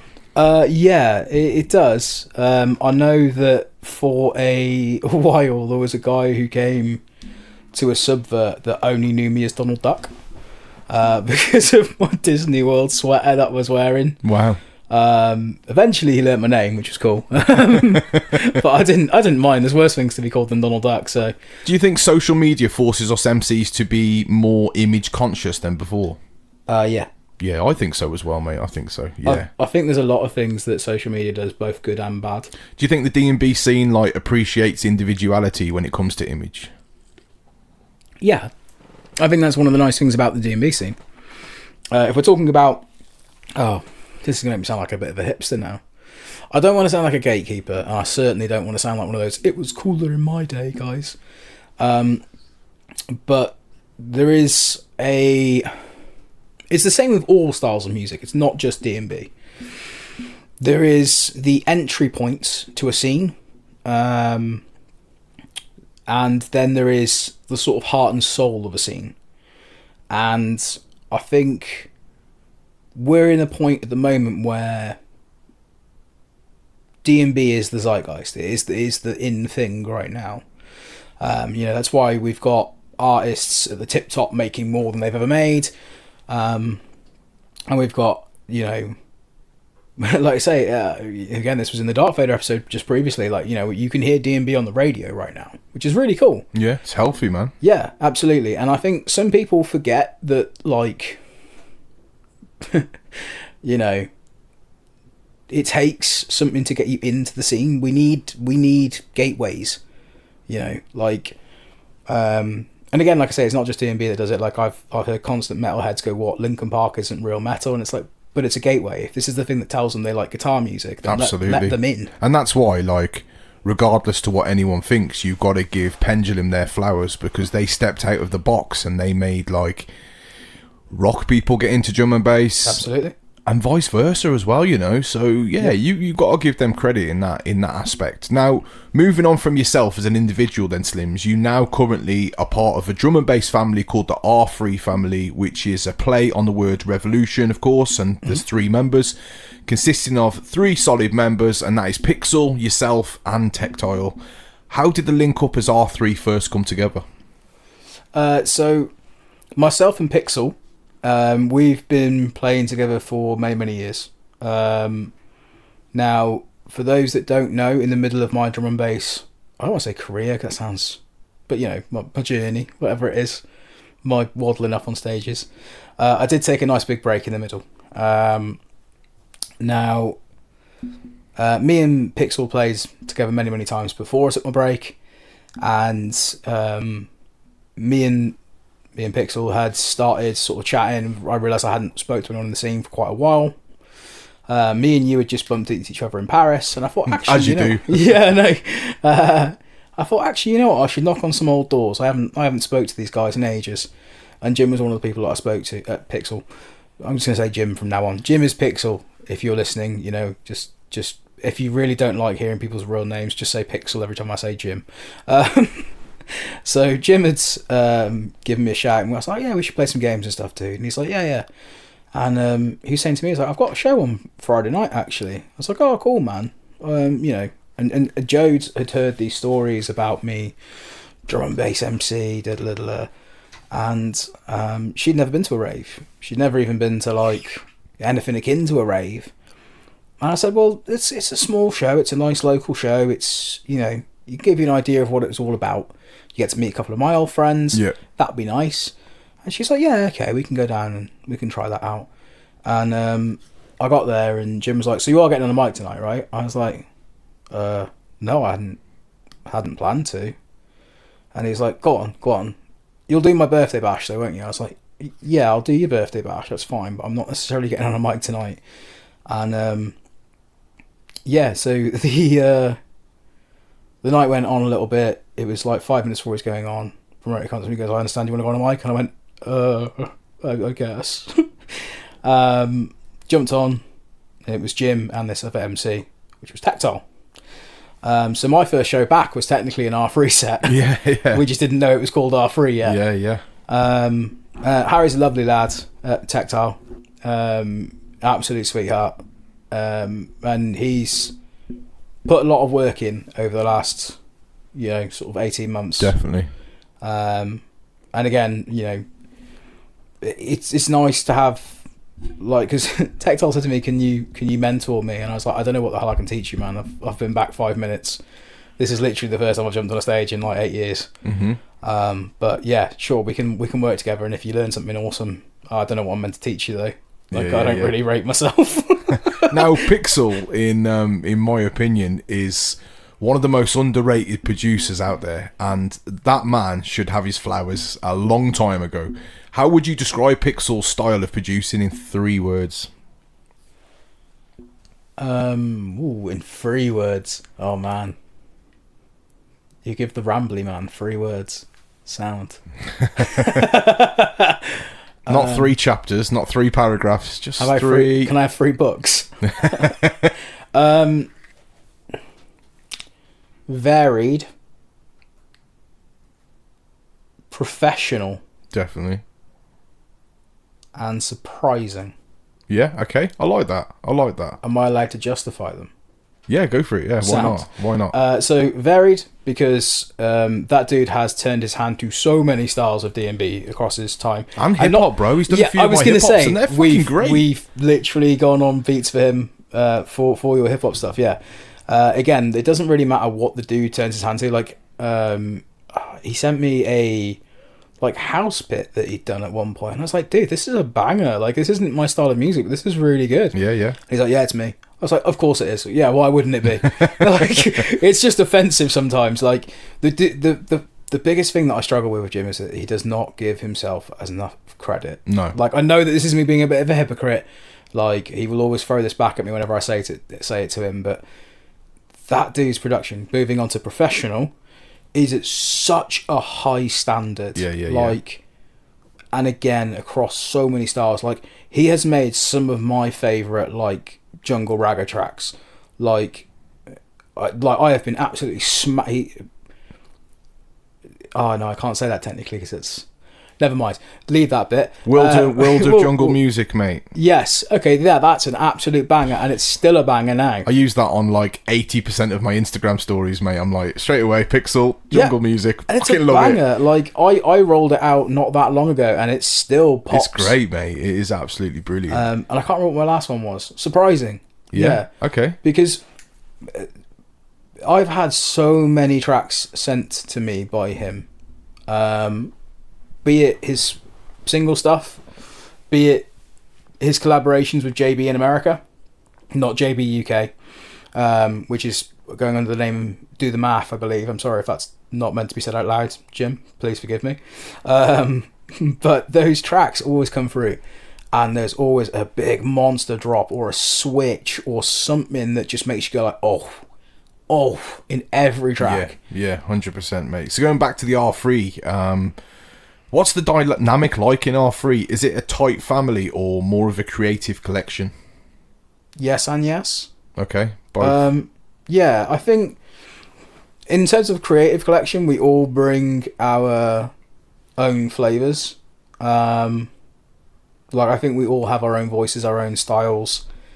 I mean, you can see it not only in terms of like if you compare myself and Tactile on microphones, but also like R3, all of us DJ, and you can see it in how we all DJ as well. Like, we're all very different selectors, very different blend styles, and I think that's the wonderful thing about it. And especially like, you know, if you listen to Jim Pixel when he plays solo, or he's got like one of us on a set, it's different to how he plays when he's playing with R3. So even that is sort of tailored to an R3 experience. Yeah, no, I get you. In terms of the family side of stuff, yeah, absolutely. These guys are my brothers. Like, I love them to pieces.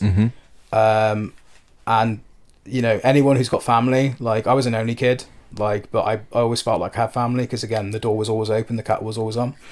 And like, yeah, I will do anything for these guys, including throttling them if it needs it sometimes. Sometimes they need it, don't they? But they both know that. Like, they both had the, like, you're gonna sit on the naughty step moment with me. But yeah, again, it's all love with them. Okay, so as well as forming the R3 family, you guys now host your own events as Revolution in Oswestry. Whose idea was it to first set up these events under the alias Revolution? So it was majority Pixel, and I think we sort of, when he realised, like, because Harry and Tactile and Pixel had run events previously, I believe under the name of Reload. I can't say that verbatim, I wasn't there. But when I came back, I know that Jim very quickly said to me, like, hey man, you want to, like, if you're back, shall we, like, do a night? And I went, yeah, go on then. Like, that was the bit for me where I was like, okay, cool, I'm actually back now. If someone's put on the table, do I want to promote again? And I've gone, yeah, go on then. You know, I will say you know, Jim does an awful, Pixel does an awful lot of work on Rev. Like, you know, he is the flyer design, he is the venue liaison, he is might I say, what an amazing flyer designer he is. Graphics on a whole, mate. Like, he's done stuff for me that just blew me out of the water, do you know what I mean? Absolutely. The guy's been, over the years, he's been an absolute diamond for me for some of the stuff that I've needed, and it's all never been, don't get me wrong, I do have to keep hammering that door and ringing and going, you said it'd be Monday and now it's 3.5 years on. No, I'm joking. It's not that far, Pixel, but bless him. And for such a nice guy. Yeah, he's a sweetheart. He has some of the worst luck. Yeah. Pixel, bless him. You know what I mean? Like, he'll drop in and he'll go, hey man, sorry I haven't been in touch. I flew off my motorbike on the side of the road, and I'm like, oh dude, like, oh, you poor guy, you alright? And not really, I had to walk with the motorbike X amount of miles. I'm like, fucking hell, Pixel. Yeah, he's I wish some good luck had come his way. Yeah, same. There comes like a level of like, how many like anti-anxiety meds do I need today to find out what Jim's day's been like? Because like you say, like, he has some crazy luck. He really does, mate. He really does. But big up Pixel, man. We love you, bro. Yeah, for sure. As well as forming R3, do you think it was a goal to create like a safe space for the heads that were already into drum and bass, or to introduce new ravers? Yes. Mm-hmm. I think both are equally important. I think it's, again, you'll know this because, again, we've been friends for many years. Inclusivity is such a big part of what... More so than ever, bro. Yeah. And it's always been a really massive part of what I do personally. Like, for me... actually, this is something we didn't actually finish the answer on with the raves of, like... I was going to say, one of the things that I love about raving... when we were talking about like perception and you know, is that rave has got almost like a punk mentality in a way, like a different style of music, right? Mentality of like, look, it doesn't matter who you are, come through the doors, have a dance.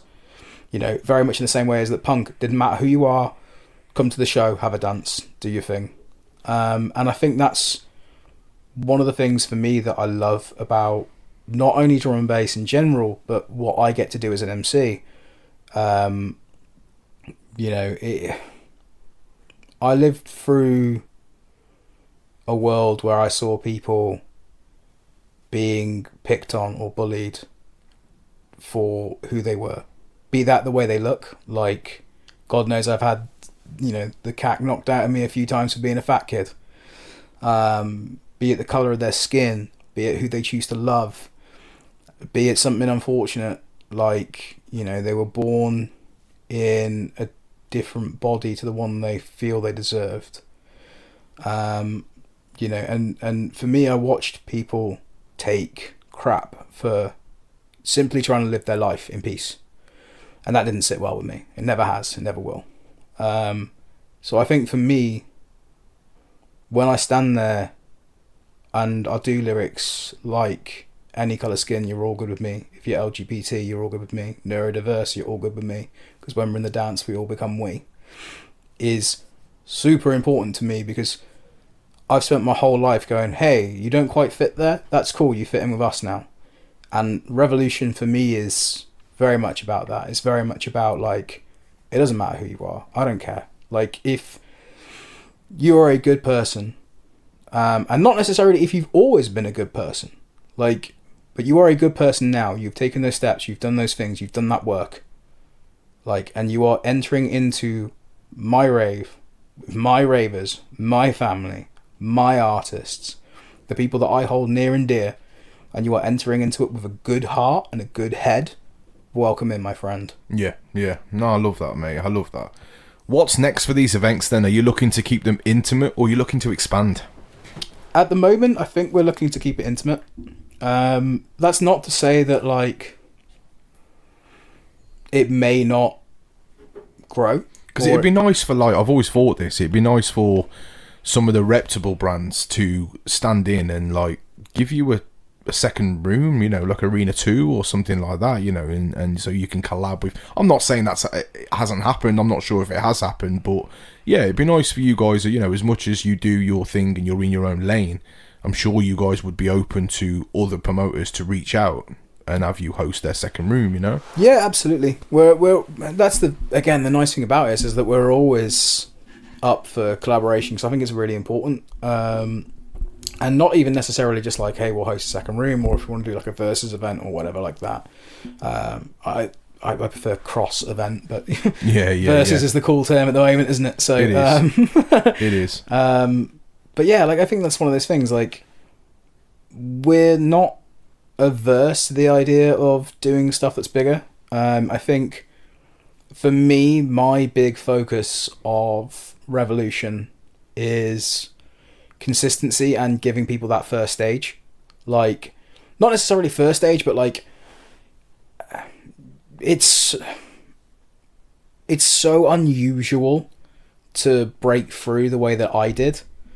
Like, it doesn't typically go that you get one show and then suddenly all your weekends are booked up. And I've said this to you before, like, there's a lot of people out there, I can think of names already, that have had time off the scene and really struggled to get back into it. Yeah. Really, really struggled. The doors are closed and there's no opening them, and they've moved on and there's no time for you at all. You know, the fact that you kind of came back and slipped back into where you kind of left off is a testament of itself. Do you know what I mean? Yeah, certainly locally. Like, I will say I'm not travelling up and down the country quite as much as I used to. But that seems to be changing, which is cool.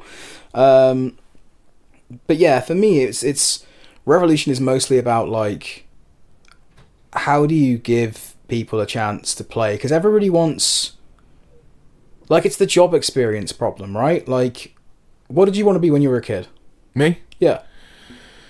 I knew I wanted to work with children. I just didn't know how. Okay.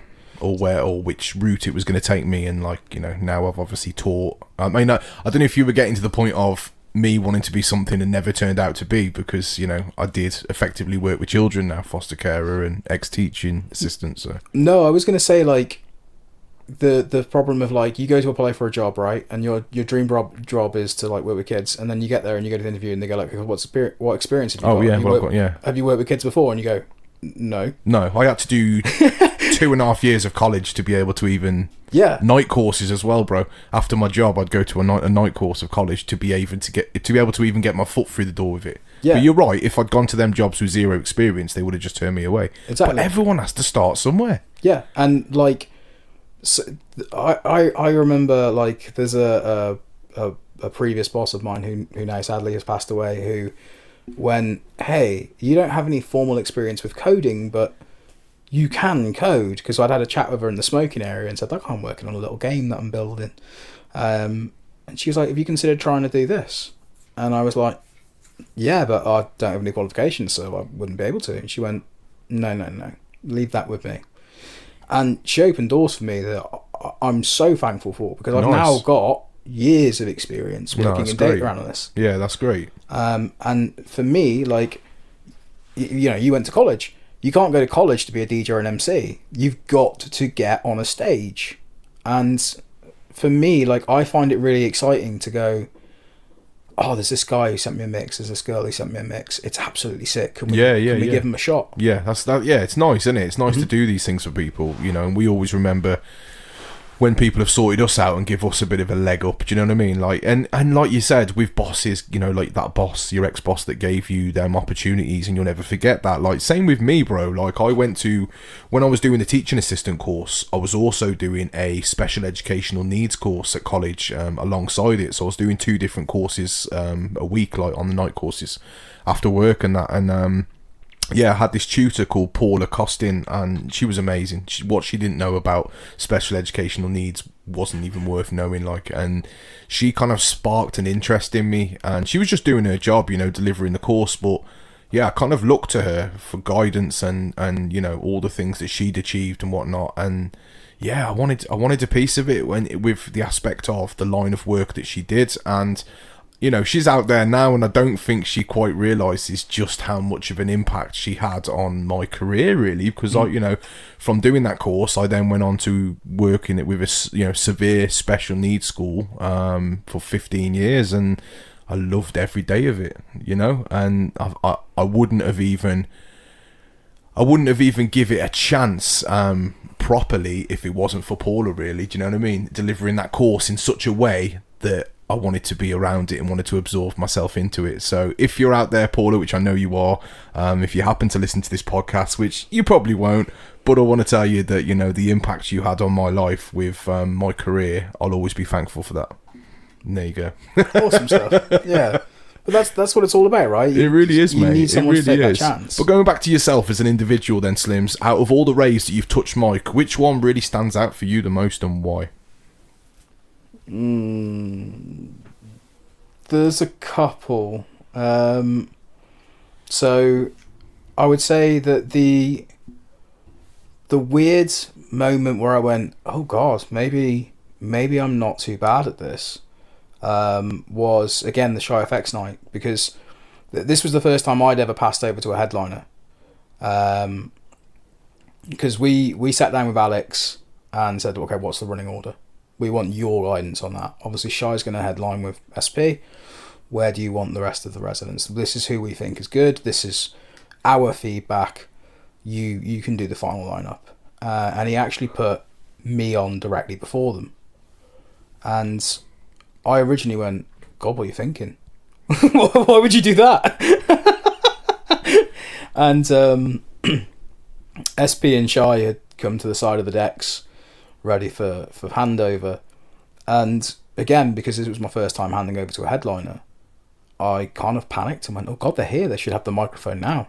You know, like, oh, sorry, I'm in your way. Please come forth and do, you know, a good job. And Shy and SP was like, no, mate, you've got like another 10 minutes, mate. I want to hear you roll out. Your flow's really nice, mate. And I didn't know what to say. Wow. And then Shy kind of nodded and went, mate, you're doing a great job. Hey, come on. And I was just like, oh my God, these are 2 of the most respected guys in the scene right now, you know. And again, if you ask me my 3 favourite DJs of all time, like, you know, or at least in terms of who influenced the style of music I play when I DJ, Shy's up there. Yeah, like that era of Shy is it's golden era, mate. Absolute golden era. Like I said, you booked them at the right time. That's all I can really say to that. as I said, the stars definitely aligned, mate, for sure.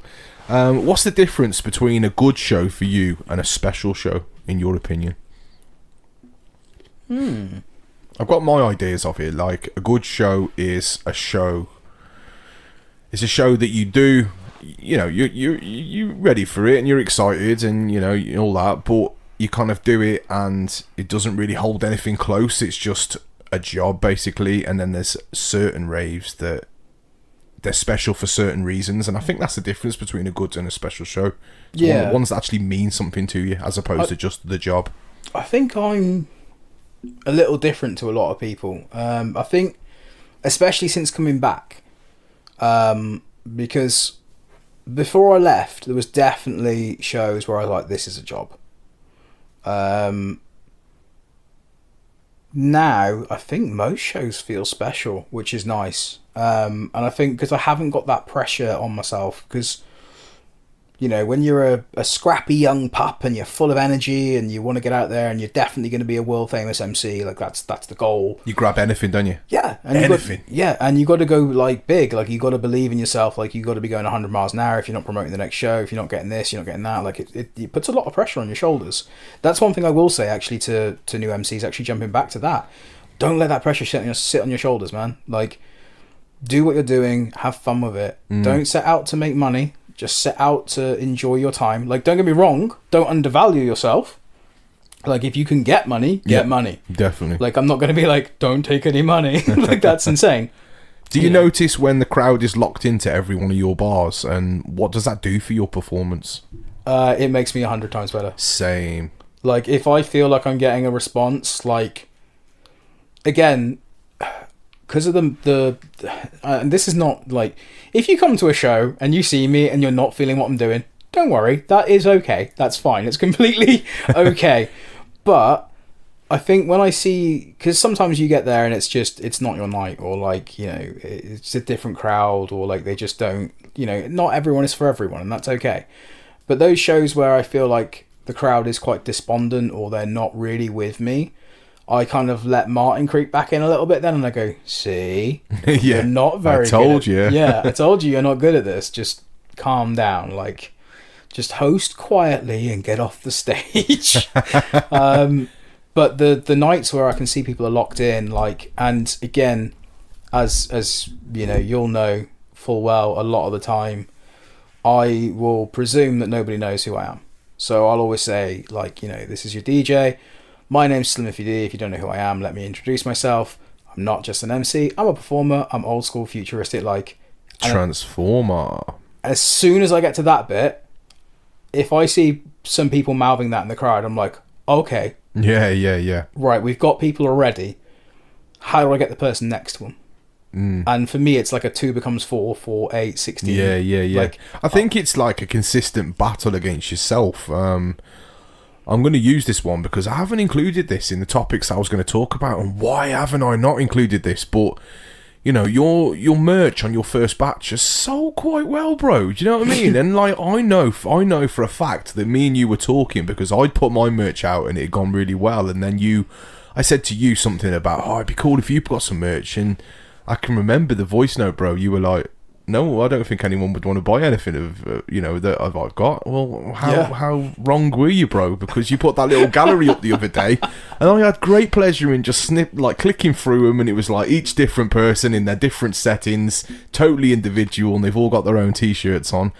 And yeah, you were quite wrong in that, bro. Yeah, I was. I'm very happy to admit that. Yeah, like I say, I guess it's that constant battle between like Martin and Slimify D of like, you know, somebody once said to me, like, you know, when you say you're thankful about all this stuff, it's like for show, yeah? And I'm like, no, it's really not. Like, it's genuinely startling to me that I was allowed to come back. Not because I did anything wrong, by the way, don't worry, there's no like horrible horror story there. He wasn't blacklisted, I can assure you. Yeah, I just went away for a bit, and like as Dribbz said, it's so hard to come back because again the scene moves so quickly, you know, so the fact that I even got to come back and I'm performing as regularly as I am at the level that I am, and every single time I go, oh cool, I guess this is where like the top bit of it is for me now. Something new comes along. Yeah. Like again, well, it's in fact actually been announced now, so we can talk about it. I got to send you a message saying like, hey man, I've just found a hookup for Bristol. Like that's pretty cool. And then it turns out that then extended to you and Monch as well. So like we're going down, which is really, really exciting. Again, like that isn't something I take for granted because you never know when, like I said, this is going to end. Yeah, and no, I agree. I think being able to come back and do shows, and then on top of that, I put up that t-shirt. I was shaking when I uploaded that. Like, yeah, it's a big deal, man. Yeah, and like I said to you, no one's going to buy it. No one's going to buy it. No one's going to care. And we sold out. Like, they were gone. Like, Wave 2 pre-orders are open, which, and I've got to be honest. Like, when I was taking the pre-orders for them, because I didn't make any money on those. Like, people think like I made like a good amount of money. I did not. I just wanted them out there in case people wanted them. And I was like, okay, maybe me, Jode, Ad will probably have one. Like, and that was it. I was like, there'll be free shirts. And it certainly wasn't. Which is nuts to me. And the good thing is, I always find this is one of the main things about merch. It's like, yeah, okay, it's great that everyone wants to wear your brand, but they're individual people with different walks of life, and like, do you know what I mean? That they are effectively. I mean this from the bottom of my heart. Thank you so much to everyone that has purchased mine and Slimify D's merch, but effectively they're walking billboards. Yeah, like... And I mean that with so much respect, so anyone that's bought them, don't think that I'm putting you down. Like, genuinely, I'm putting you higher than most, but you are effectively promoting my brand at the same time. This is and it. That is amazing. So, like, I was going to expand on what you said about walking billboards. It's like we are all, like... There's something really nice about... Are you familiar with the term pebbling? Yeah. Yeah, cool. So there's something really cool about finding those little moments of, hey, I thought you'd like this, or hey, I like this and I like this too. Like for context, right now I'm underneath my hoodie wearing a Jungle Cake shirt because I flipping love that record label. Really? Yeah, I know, right? Anyone who's ever listened to a mix of mine's been never have guessed. Ed Solo from Temu. So Jungle Cakes, if you're looking for another member, straight up, if Jungle Cakes ever knock on my door for MCing or DJing, I'm there. Just say. You'd have to give them your address first. Well, yeah. I mean, I might just start pestering them. Be like, please, I just want to. Like, just once, just let me be on the Jungle Cakes flyer exclusively. You can't even say, I'll just hold your record back, because they don't fucking use records now. Yeah, exactly. It's not even like they've got backs to save anymore. It's just a USB stick. Exactly, mate. Yeah. So what would you say to your younger self for the first time ever grabbing a mic, knowing now the kind of sets that you'd go on to play? Get your passport sorted quicker. I don't know. Stop worrying, stop stressing, because like I think for me, especially when I was younger, I didn't have, like I said, we touched on this before, academia wasn't really for me. So I went into the world of work with no qualifications, no experience really, and I worked an awful lot of service roles.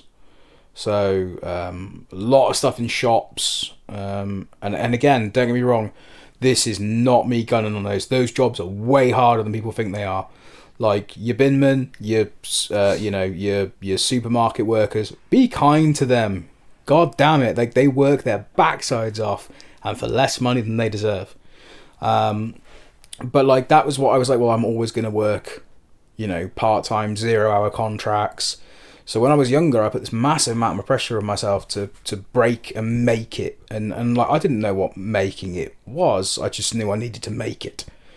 And I think if I could go back now and tell myself, my younger self, like, hey, look, don't put that pressure on yourself. In the end, it turns out all right. You get a stable job.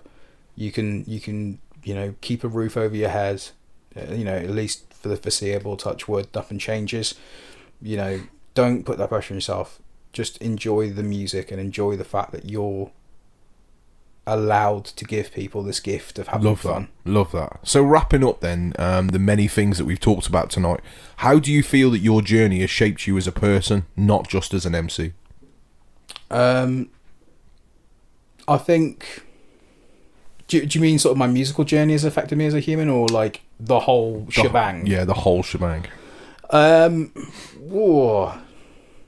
I think there have been a lot of things in my life, a lot of ups and massive downs. I think that some of those moments, which we can't really get into without being another podcast, were horrible and daunting and made me feel isolated and alone at the times of them happening. Eventually taught me that actually by going through those things I can empathise and understand other people and give people a platform to talk. And, you know, I don't mean that in terms of like a podcast, but just literally a room. Again, the coffee and the fag and the kettle was always on. Like, I'm not being funny, mate. Look how much I confide in you. Yeah, and again, you're always getting video calls from me. Slims, I need your opinion on this. Am I wrong in what I'm saying? and that's the thing. Like, that's the thing I was put here to do. Like, that's the thing we're all put here to do. Is like, life is a series of unrepeatable moments. Every single one is different. Every single one is unique. You can do the same thing 100 times, but it's never quite the same. Yeah. And I think if you enter into life with the ideas of trying to make every moment that you share with somebody a little bit warmer, a little bit nicer, a little bit more understanding, the whole world gets better. Yeah, no, I agree, mate. I agree. Now, what does success in drum and bass mean to you now? Has your definition changed on that? Yes, massively. Again, like I say, I put that huge pressure on myself to quote unquote make it, and I didn't know what that even meant really. But I was like, well, I've got to get massive shows, and I've got to get paid, and I've got to, now success in drum and bass means for me that I finish a show, and at some point someone says, "Hey, I caught you at a show," and I'm like, "Oh yeah, cool. What did you think?" And they go, "It's really fun. Had a great time." Yeah, that's all you need, isn't it? That's what I'm here for now. No, like, I love that. It's a beautiful place to be in. Like, don't get me wrong. Like, if someone calls me up and goes like, "Hey, we need you to play Boomtown headline," I'm not going to be like, "Oh no, that's far too big. I couldn't possibly." Like, I still would love those shows, and there's still that part of me that's like, oh, I'd love to get to this town. I'd love to get to this place. I'd love to go back to here. I'd love to do the headlining slot. And I think that for me would be nice. Is before this is all said and done again, is to kind of go back to being trusted to headline. Because I think there's a space to be filled there, just in my personal sort of wants. Yeah. To showcase, actually, you give me nice big crowd, happy-go-lucky headlining time, and we give them a lot of fun. Yeah, no, definitely, mate. Yeah, definitely. I think you're very right in what you're saying there, mate. You're more than capable of handling, headliners and bringing so much vibe. But, promoters just have to take a chance, man. That's what it's all about. And I hope that a lot of promoters in the future do that.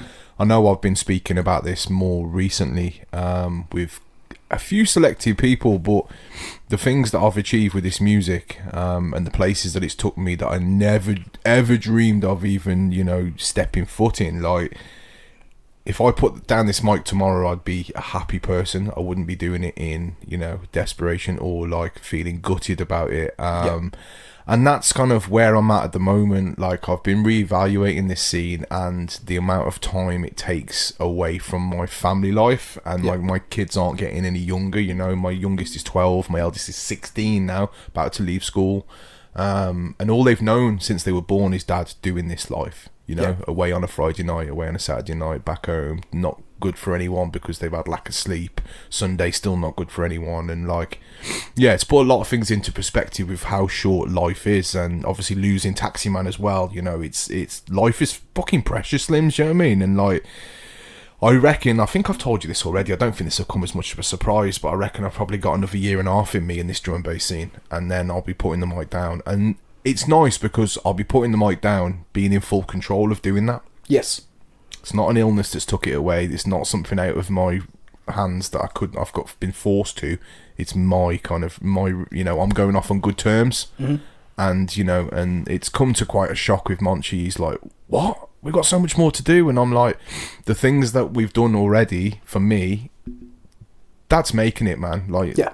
Do you know what I mean? It's not about the fat house and the cars. Like you said with the big shows, don't get me wrong, I would never turn them down. But what I've achieved in this 20 years or more of doing it, like, yeah, I think I can put it down and be happy and fulfilled. 100%. This is why, like, so a question that comes up quite a lot is, do I regret taking the time out?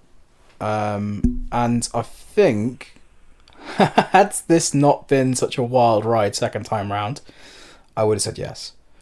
But at the time, I knew that I needed to make some space, and I went back to my little notebook and I looked at my goals, and my goals were MC for one of the list of DJs that I had. I got to tick that off. One was get a passport stamp in your passport that got you there by MCing. I got to tick that off. And the last one is actually just over there, which was get on a tape pack, and I can see it in the corner of my eye. And that was the last one I needed to tick off. I ticked it off. And that for me were like blue sky thinking. Like, there was no way that I should have been able to tick those 3 things off. And I did. And for me now, like, I don't really have any big goals left. Like, again, that's not because I don't want them, it's because I haven't put the pressure on myself. Like, if I was to give up tomorrow, like, I've MC'd to hundreds of people, like, thousands of people, realistically, and I've made people have fun, I've made people laugh, sometimes intentionally, sometimes unintentionally. We've done dumb stuff, we've done congas, we've done invisible horses, we've laughed. I've had moments on stage where I've looked out and people have shown so much love and admiration that it's brought a tear to my eye. Mm-hmm. And I can't think of anything better. I can't think of anything I would be more grateful for. Yeah. Like, as somebody who fundamentally doesn't like themselves a lot of the time, to receive the amount of love and energy that I get off those ravers. Ravers always thank me for a great set, and I'm like, no. You have no idea how much I owe you guys. Yeah. So, like, yeah, if I was to put down my mic tomorrow, like, I've done everything I could possibly want to do. I've done nice more. Answer, mate. Nice answer. If your MC name had to change based on your personality today, what would you be called now? MC Wise, that guy on the stage again? MC Wise, yeah. I love that. I don't know. I can't imagine being anything but Slimify D now. Yeah. I said this the other day. Somebody, Toll, sent me a voice message. Big up DJ Toll. You're absolutely killing it right now. Your production, by the way, super consistent. Check out April's mini mix on soundcloud.com/Slimify D, and also March's. I think he's on that as well. Shameless plug there. Shameless. How dare you come on my channel and plug your mix? In fact, I was going to chuck it in the description, but you can fuck off now. He said to me the other day, he's like, oh, that's how you pronounce it. I said, yeah, I set up the name like 18 years ago, and at the time there was no Spotify to kind of tell you to say Slimify. It was just me trying to spell it in like an unusual, like, cool way, and it backfired. Yeah, there was a promoter not so long ago, and I was voice noting him. Who was it? Can't remember, and if I did remember, I'm not going to worry. I was voice noting him, and he was like, yeah. So, I'll be looking to get Slimify D? Slimify D, and I'm like, oh Yeah. my god. It's my own fault. I don't blame them. I Mate, blame me. To be fair, I get Dribbz, so there you go.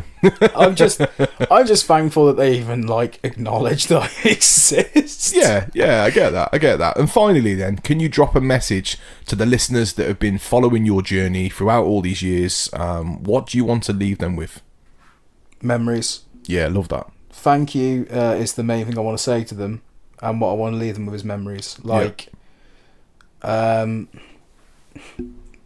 kind of, let's tie up a couple of conversations right now. So, jumping back to my mum briefly, she went sooner than I would have liked her to. Now, touch words, I'm not going anywhere just yet, but I would like, should I go tomorrow, the two things that I would like people to remember is when they smiled with me and they had fun with me and that I cared. As long as those two things are what they remember. If they also happen to remember that I'm, funny or incredibly handsome or any of the other compliments anyone wants to give me, I'll get my fishing rod out now. Then that's awesome. But the main thing is I want people to remember that they had fun with me, and thank you for letting me do this for as long as I have, because it seems crazy to me. Love that, Slims. Great answer, bro. Now we're going to come into the final part of the show. This is a new part of the show that I've started doing with a few of my podcasts now. It's just a fun way of wrapping up the podcast, because we touch on some quite sensitive topics and we touch on some quite light-hearted topics, but these are fun, quick-fire questions. There's no right or wrong answer, Slims. I'm going to fire these questions at you. Get your thinking cap on, man. Let's do this. So the first one. What was the last tune that you had on repeat? Oh, that was... Oh, it was probably... Michael Jackson. No, it wasn't this time. I got the drum and bass answer is Pussy Clot by Toll. That'll do. And the non-drum and bass answer is actually The Hive's Your New Favourite Band, the album, which I sent you the other day, actually. You did, yeah. I've kind of gone back to that. It's a beautiful album. Okay, what's your dream rave location? A cruise ship. Oh, nice. Yeah, man. I like that idea. Yeah. Seriously, if any promoter can make that happen, I will play for free. Just get my cabin sorted and a drinks package. I don't mean like a top tier one, like a non-alcoholic drink package. I'm cheap. Yeah. As long as I can drink Pepsi Max and coffee, I'll do that for free all day long. Well, that was you've just basically bollocks me next question, because my next question was... You're welcome. Tea or coffee before a set? We're going to go with coffee, aren't we? Coffee, yeah, absolutely. Yeah, okay. Although, actually, to be honest, before a set, if it's an hour before coffee, if not, I actually drink Gamer Ammo. It's neurotropic energy drink. I've heard of that. The most underrated drum and bass track. One that just doesn't get that much love, but it's absolutely banging.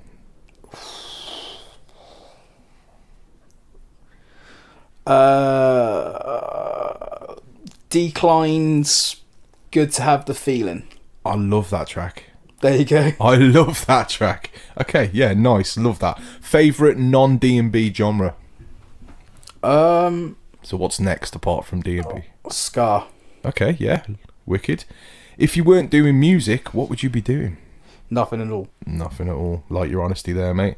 What's the worst lyric you've ever wrote? I'm not just an MC. I'm... Go through my back catalogue. Yeah, seriously, just come to a show. You'll see. You'll hear them all. What's one thing that people don't expect about you? I'm very sensitive. I am. There's a few of us in this scene that wear our hearts on our sleeve. Yeah. Do you know what I mean? Yeah. Because I am as well, mate. I'm fucking super sensitive. So yeah, there's a few of us like that. Just because we're an MC doesn't mean we're some big macho. I do not talk about my feelings because I'm not a man. Yeah, exactly. You know what I mean? Yeah. Which takeaway would you head to after a gig if you did?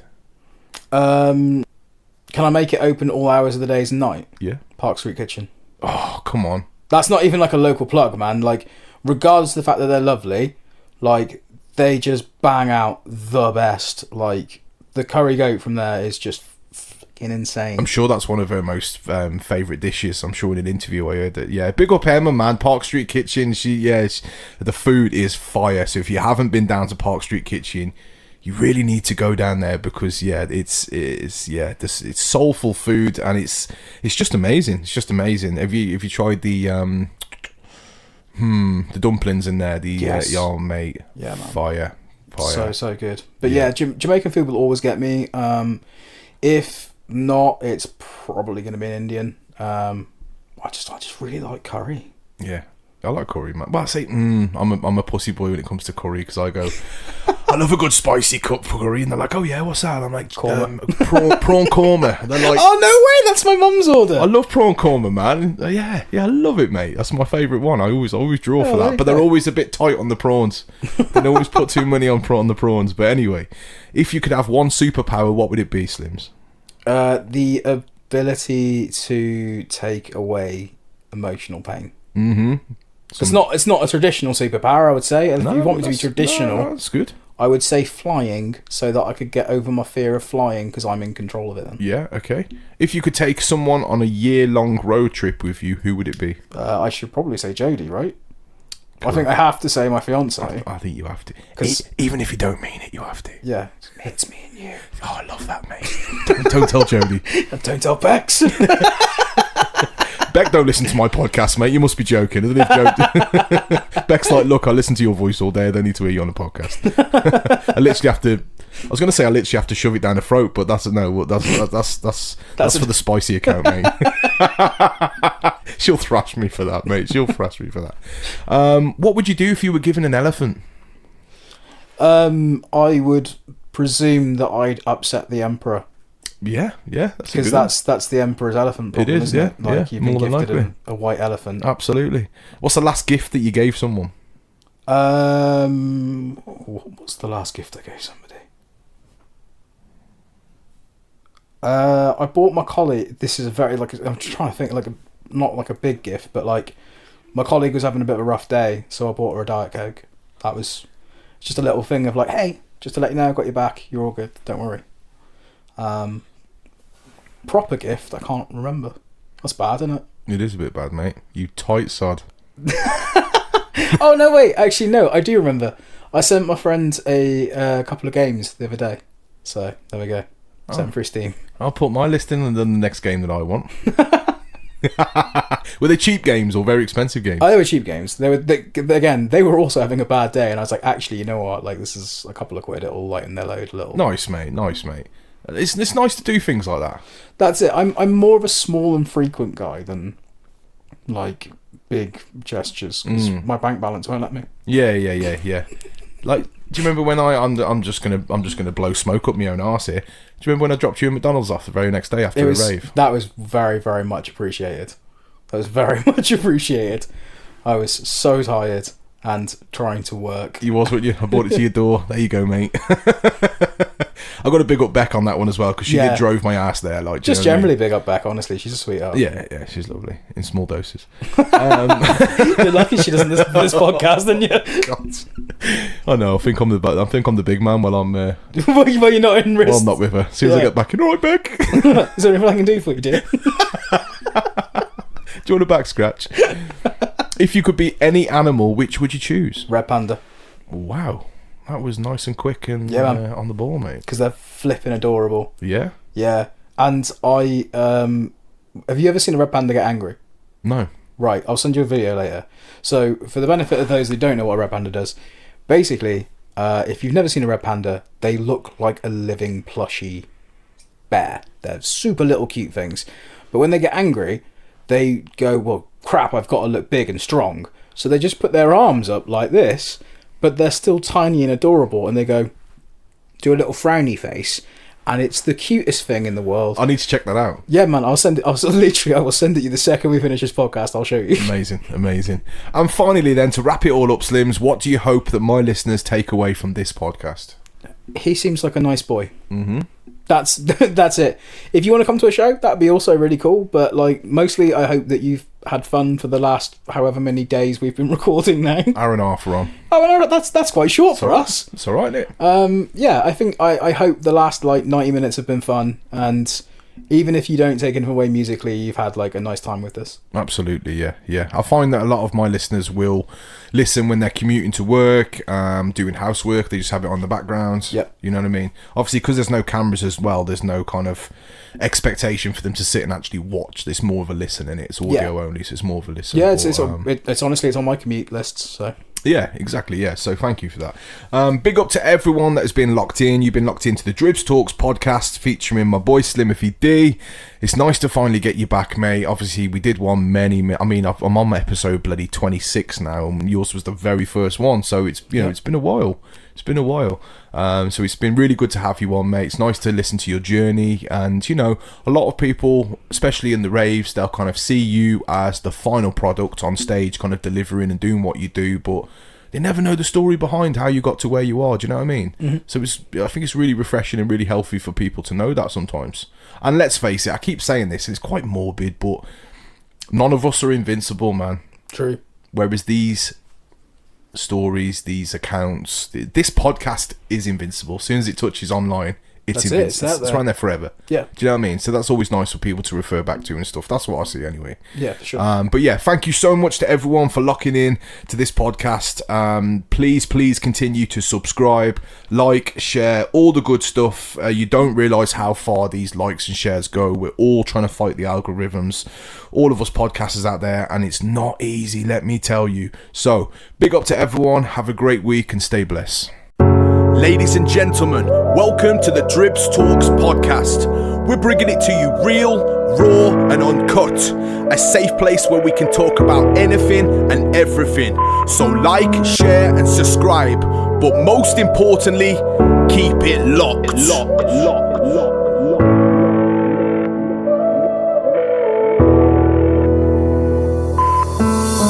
Everything's gonna be just fine. Everything's gonna be okay. Just take one step at a time. That's what the leaflets say.